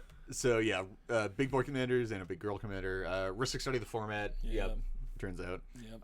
High roll and no roll. Yep. Yeah, I really Yeah. would like to make a push from the community at some point to try and fix turn order in other tournaments or like. That's a Experiment whole with it. discussion though. Like, But it is so like we know at this oh, point, like it needs to be the fixed. jury is the to a jury is degree, not but- out. Like Yeah. Also, I think it's getting so much worse Yeah. as tournaments have all switched to Swiss pairings. Yeah. Absolutely. So then it's like, oh, well, if you win your first round, you just get way better breakers. Yeah. Yeah. And you have a 40% chance of winning. Like, you literally have like a 50% bonus added to your win rate if you get lucky and get to go first in Yeah. the first round. Yep. needs to be addressed for sure. We've Josh, got a let's go. promise We've from been Josh. talking Oh, about let's this for a long go. time, man. Let's see it. Cool. And then yeah, death of Stacks. Buy Stacks. Stacks is dead. Anytime anyone declares the death of anything in this format, I'm always very. Rumors of its demise have been greatly I'm exaggerated. very happy to see Stacks come back. For the record, I think there are a lot of interesting like Stacks packages. Like I think And Stacks is just, I think I it's think a great the- wrinkle to the format. yes, and I think the rule of law oof packages are very stale at this point, and I sort of hate seeing them. I want to see people playing with Stacks packages that are not just like the same shit as we've been seeing for like the last Well, 3 I mean, years. Also, Just can you more, mix it up more and more like Torpor Orb feels like it's just getting better and better. Torpor Orb, rest in peace, was a package that I've been playing around with. For like Delny now, I feel like Torpor Orb becomes a lot more interesting too. Yeah, but I think there are really interesting potential packages fuck for a you. lot I of this didn't stuff. even you declared that you wanted Derevi after Delny has been spoiled. Yeah. Not allowed. Not allowed. Yeah. Again, not allowed. Pick a new one. Okay. Okay, and then It stacks back with yeah. Honestly, I looked at that. I'm like, that might do a lot of damage. All right. It puts a counter on all of your creatures for each elf you control when it attacks. Yes. That's really easy to be a very large and then number. draws a card for each wolf you control. So it turns out having having a one card combo with fucking Mirror Entity in the deck. Yeah, because you activate Mirror Entity for once, and then all of your creatures are elves and wolves. Yeah. So you go to combat with a Mirror Entity and draw cards equal to the number of creatures you control, and put 1/1 counters on every creature you control equal to the number of creatures you control. That's pretty good. And it pumps an amount equal to the amount that you sunk into the fucking the Mirror Entity. And then I guess so if you have a Cradle in play, yeah, they're dead. Yeah, wow. Like dead. Like I said, the counters are nice because you can zero your Mirror Entity too. No, you have to go to attacks. That just kills them. Unless they already have counters on them. No, I'm saying once you get counters on them, Yeah, you can zero it. Yeah. But yeah, I think that one actually. Yeah, your commander also has Trample, Vigilance, and Ward 3, so it's just like Ward never die. 1 million. Yeah. Wow. It has hexproof. So Ward 10 to the 3. we've got a real deck that's primary plan is combat. I'm basically swapping out Jetmir for that commander, and then just like That's cool. reworking it a bit less hard stacks, but like definitely just like that. play some mid range stuff, play some stacks, one card combo with Mirror Entity, and you just do the thing. Cool. So now we are getting into the last full section of our show, which are the predictions that we have for next year. So usually what we'll do is we're going to go back and check on our predictions from last year for I don't know, whatever. Predictions from 2022 for 2023. Yeah. And now we and then we will drop our predictions for 2024 after that. So let's go through these first. We're gonna go through and Matt had predictions. Matt did have predictions, Yeah, so we're gonna get to, go through and mark evaluate Matt's those. predictions as Yeah. well. So we'll start with Lyndon here. Lyndon's first prediction was for more non-top tier and off-meta lists will win major tournaments than top meta lists. I'm not sure we yeah, have to no. look into the data for this one. No, I think Blue we're gonna Farm, mark and this I one think as a, I think it'd be interesting, and maybe I can do this later, is to go back and look at like based off of the amount of like representation, because like Blue Farm had however many like 2,500 or something entries, and it just eats up like It definitely doesn't help, that people are playing more meta lists now. Yes. Like, Yeah. I think the number of people just playing off meta stuff has dipped, decreased.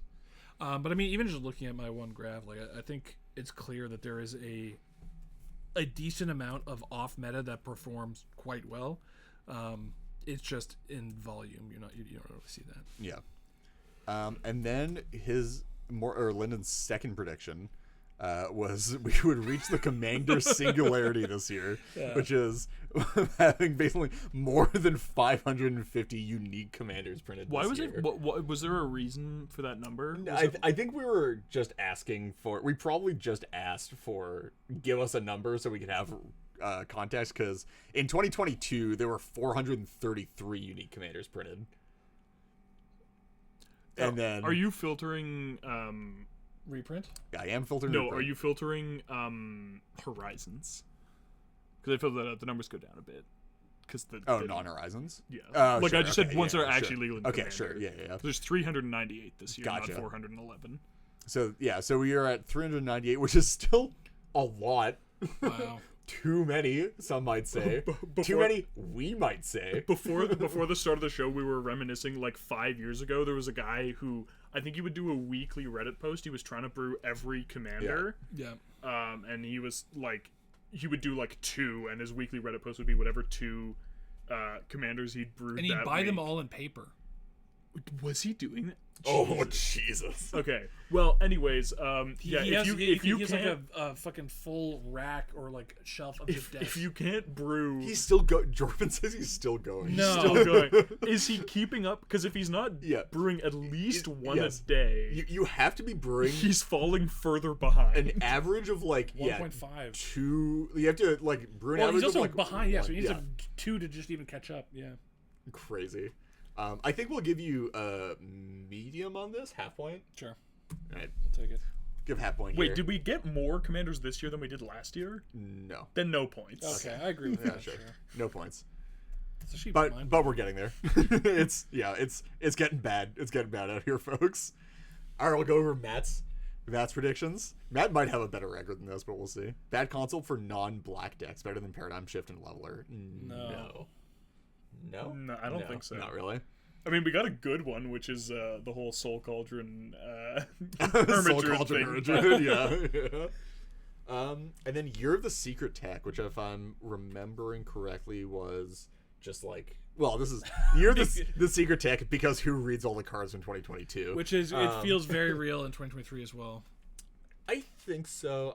This is probably a half point for me because I feel like there's not a whole lot of like truly unexpected like real tech that isn't just like commander tech. Terra It's a Sunder's command- been tearing people a new one. But I do think there is just a lot of like I haven't seen that fucking card, but what the hell is that card? Yeah, well, do? it's So, because it's the commander Yeah. synergy ones. If people Yeah. are bringing rogue decks, no one's bringing something new in Blue Farm, you know? yes, fully I agree. mean, people are Unless you're putting playing like good Wingcrafter. cards from other decks into Blue Farm. Dude, every once in a Wingcrafter, while. baby. Let's go. I am love that card. so sad I didn't get to play more, like didn't get more time with Wingcrafter before he had to die. Because turns out Mercurial Spelldancer is a bit of a better card. fucking a love lot of the time. Spelldancer. Spelldancer's I great. run both. It just turns out that Spelldancer also got supplanted because New Malcolm exists and having a Fair Mastermind in a deck is usually better these days. I think Mastermind is Mastermind is the actual replacement. I run all those. Do you actually like New Malcolm over Spelldancer? I don't. I think I don't I either. think there's some interest there in terms of just having Flash. I think if you don't have some sort of like reason, like I'd probably play it over it in like my cats list because the discard. Yeah, is yeah. valuable. Unless it's unless super you're the valuable. loot but is actually unless relevant. It to me it's very It's like so I don't even know slow if to I like turn it on. over Letter Shredder.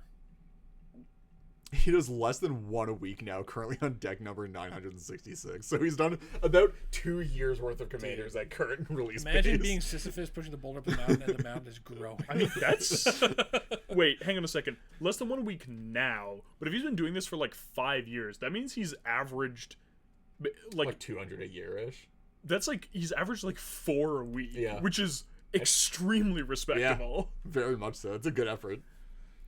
Okay. For me, my predictions were Winota will continue to bar actual stack stacks from succeeding in tournaments. I don't know how much it was Winota that was Yeah, barring that's sort of actual my- that's sort stack of my stacks problem. from succeeding in Can I get a tournament. quarter of a point for No, this because one? Winota fell off. No. Winota fell off. All right. And then my second prediction was that we were going to get even better Naya performances this year than in years I past. don't think that's true at all. What was there a good Naya deck this year? I don't think I so. don't think so. Yeah. What do you mean Pant Laza? What are you daft? What are you? Can you pull up some stats? Anyway, Yeah, I'm gonna assume I took the L on this one, but we're gonna wait for confirmation So for a bit. the only wait.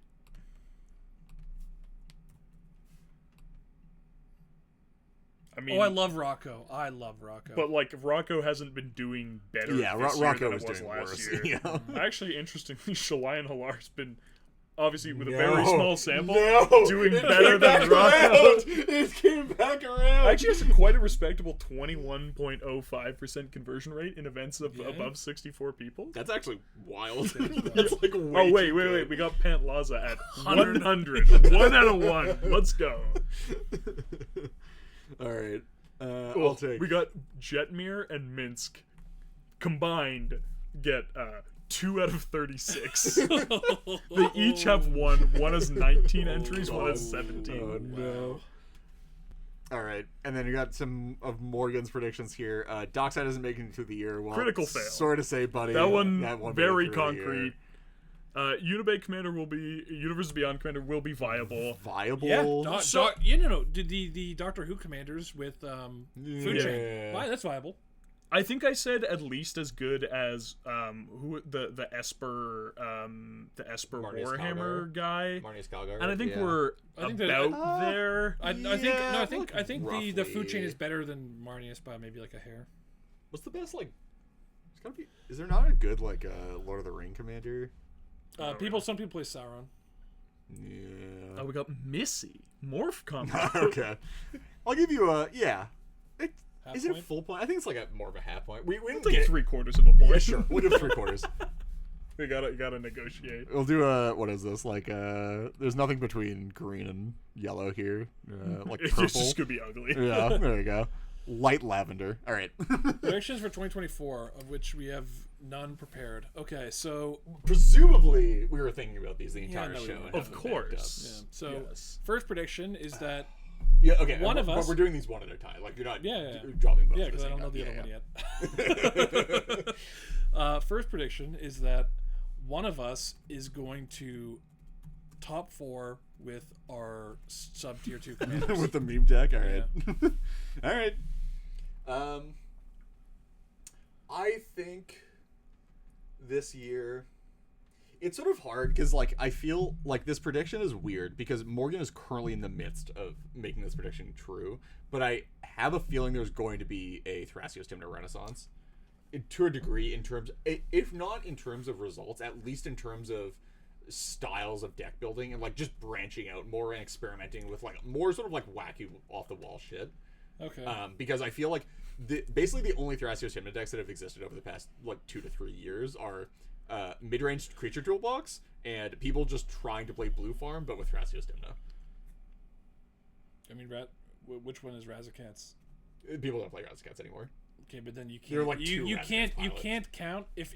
I'm not counting. If- If Cats gets played, if traditional Cats becomes like the best Thrasios Tymna deck, I'm not counting that. Okay, cool. I'm saying like doing more weird like package mixing like Morgan's doing now, where it's just like I'm playing What are like you doing now? he's playing like a Razakath with Hermit Druid and Devoted Druid combos and like yeah, just with Drain Return and like that kind of stuff. Like it's just That doesn't I've feel already that much made of a. the deck too. That's That doesn't feel like that much okay. of a. Um. It needs to be more unique than that, I think. Okay, I got You one do way yours. of I'll, thinking. yeah. I think we're going to see a big shakeup in tournaments, whether that's like format or It's cheating. like Josh Lee just said he was going to do that. they're making software that's not We'll see. it's a bit of a shakeup. whether it's in tournament formats, whether it's in Wizards getting involved in like a major way, something like that. Just like we're gonna have Add a section potentially for that. potentially Mad Chad. Yeah. potentially Nice. we'll see like a move away from webcam tournaments. Like we'll see a big rise in popularity of tournaments on some other platform. Fair.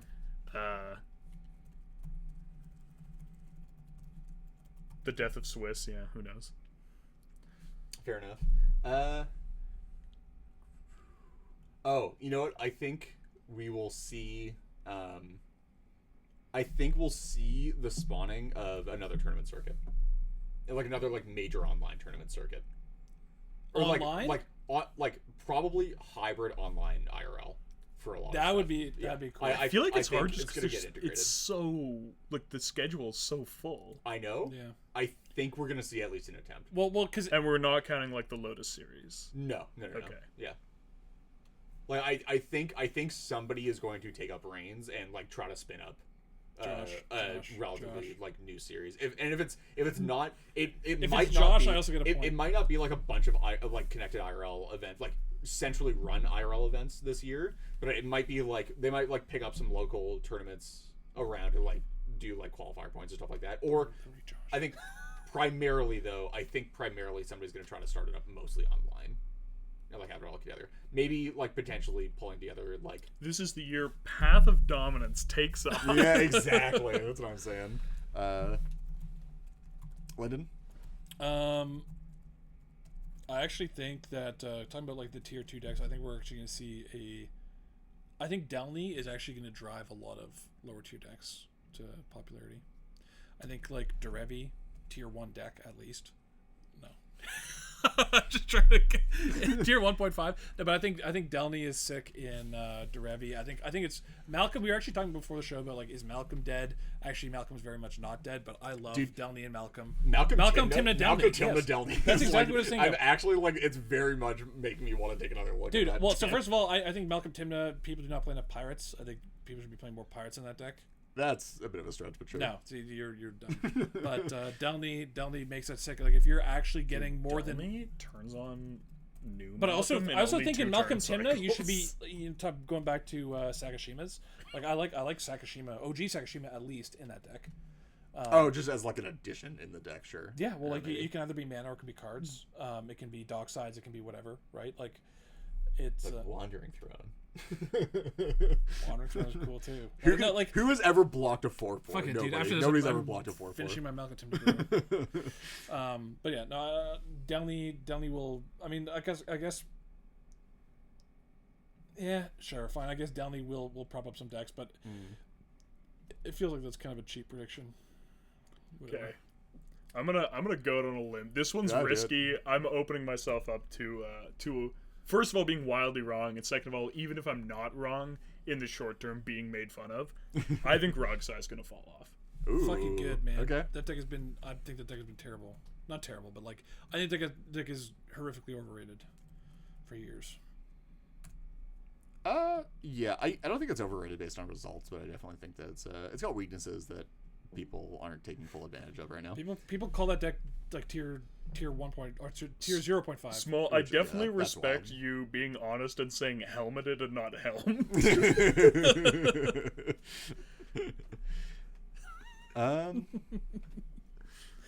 Oh, I guess you know what. Yeah, I'll take this one because I think this one, the prediction that I already gave, is a bit of a long shot, but I think it's probably going to happen. I think we're going to see an immense expansion of usage and playing of Soul Cauldron. In like decks that aren't even like don't even have commander synergy with it. Don't even have like Turn it off. necessarily. He tries direct. the most freebies, man. Okay. The It's not a lowest freebie. hanging fruit. It's No, not a no. freebie. Okay, here's what Yeah. you. Okay, we need to. I predicted that earlier we in the don't- year. Absolutely. You need to We can you need to absolutely name set, yeah. like a few decks. Is Blue Farm going to adopt it? I think there will be blue farm decks that like go into tournaments playing with a Soul Cauldron in them. Okay, there. That's a reasonable threshold. Yeah. Sure. Or But not also, like if he if wins one on that one, I person also plays. get a point. No. But like I I think there will be like a wave of people playing Soul Cauldron in their decks because it is just good in a lot of situations versus like some specific. Wait, is meta that why compositions and stuff. Ty-M fell off? Because everyone else has Soul Fell Cauldron. off? and-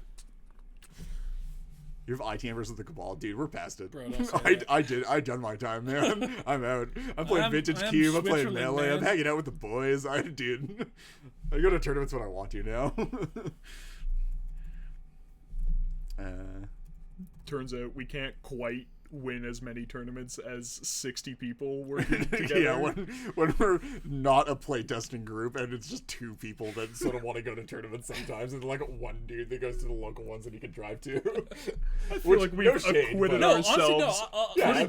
goddamn well. Yeah, This I year was I'll gonna go say. to some travel tournaments. I've got my Do it. PTO. I've got Do it. money in the bank. Perfect. Let's go. You coming to Chicago When is that? a month from now?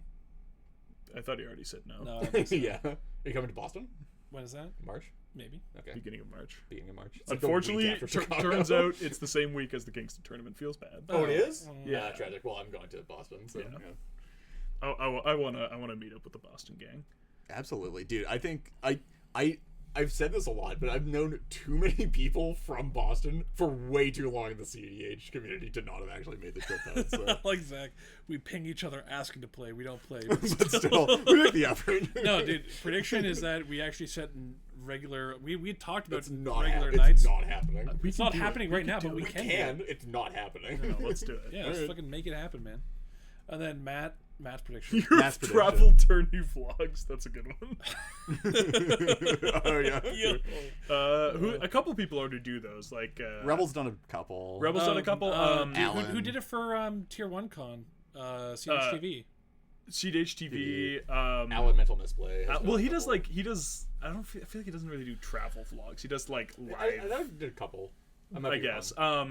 Josh, like Elder Drunken Highlander, also kind of does a similar thing. Yeah, he does a sort of like on the scene type things. Okay. All right. Need to come play MTG in New Zealand. I did that already. Match predictions were year of Another gameplay episode. another gameplay episode, which And I think then- is going to come true. Year of travel tourney vlogs. Yeah, I don't think that's going to come true. Not from us. It might come true for other people, but Yeah. Okay. Great. I think we did a good job. We have chat comments on here, but I think we're just gonna. Yeah, we've been kind of Probably keeping up move with chat. toward- They're yeah, let me we've read been- the thing. Let me read the speech. I was checking chat for one last thing. Got it fine. Okay, Yes, Morgan over do here. one in this last- room, Okay, like, nobody got amazing. anything else. Okay, good. Here we go. Okay. Well, that about wraps things up for this episode. If you guys would like to reach out to us with any questions, comments, or concerns, you can contact us on Twitter at Into the North Pod, via our email at northpodcast@gmail.com, or on our Discord server, the invite link for which can be found, I guess, in the YouTube description for this episode. Yeah, for it'll sure. go ahead. Did we upload this to? Yes, we did. Yeah, okay. Extra special thanks to all of our patrons. Thank you guys very, very much. You rock. We'll help cover the expenses for our show and allow us to work towards improving the quality of the podcast. If you too would like to become a patron, we're at patreon.com/northpodcast. Thank you as always to the band Vox Cadre for our lovely podcast music, to Nate Slover for our equally lovely podcast logo. And next episode will be out in probably 2 weeks. probably 2 weeks. We're gonna get back into our regular recording Normal, schedule. yeah. We Yeah.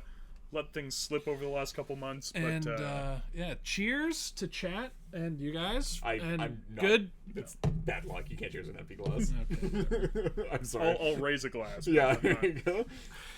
Do good. I didn't 2024. consent to that. Yeah. Until then. See ya. Have a good one, everyone. Bye.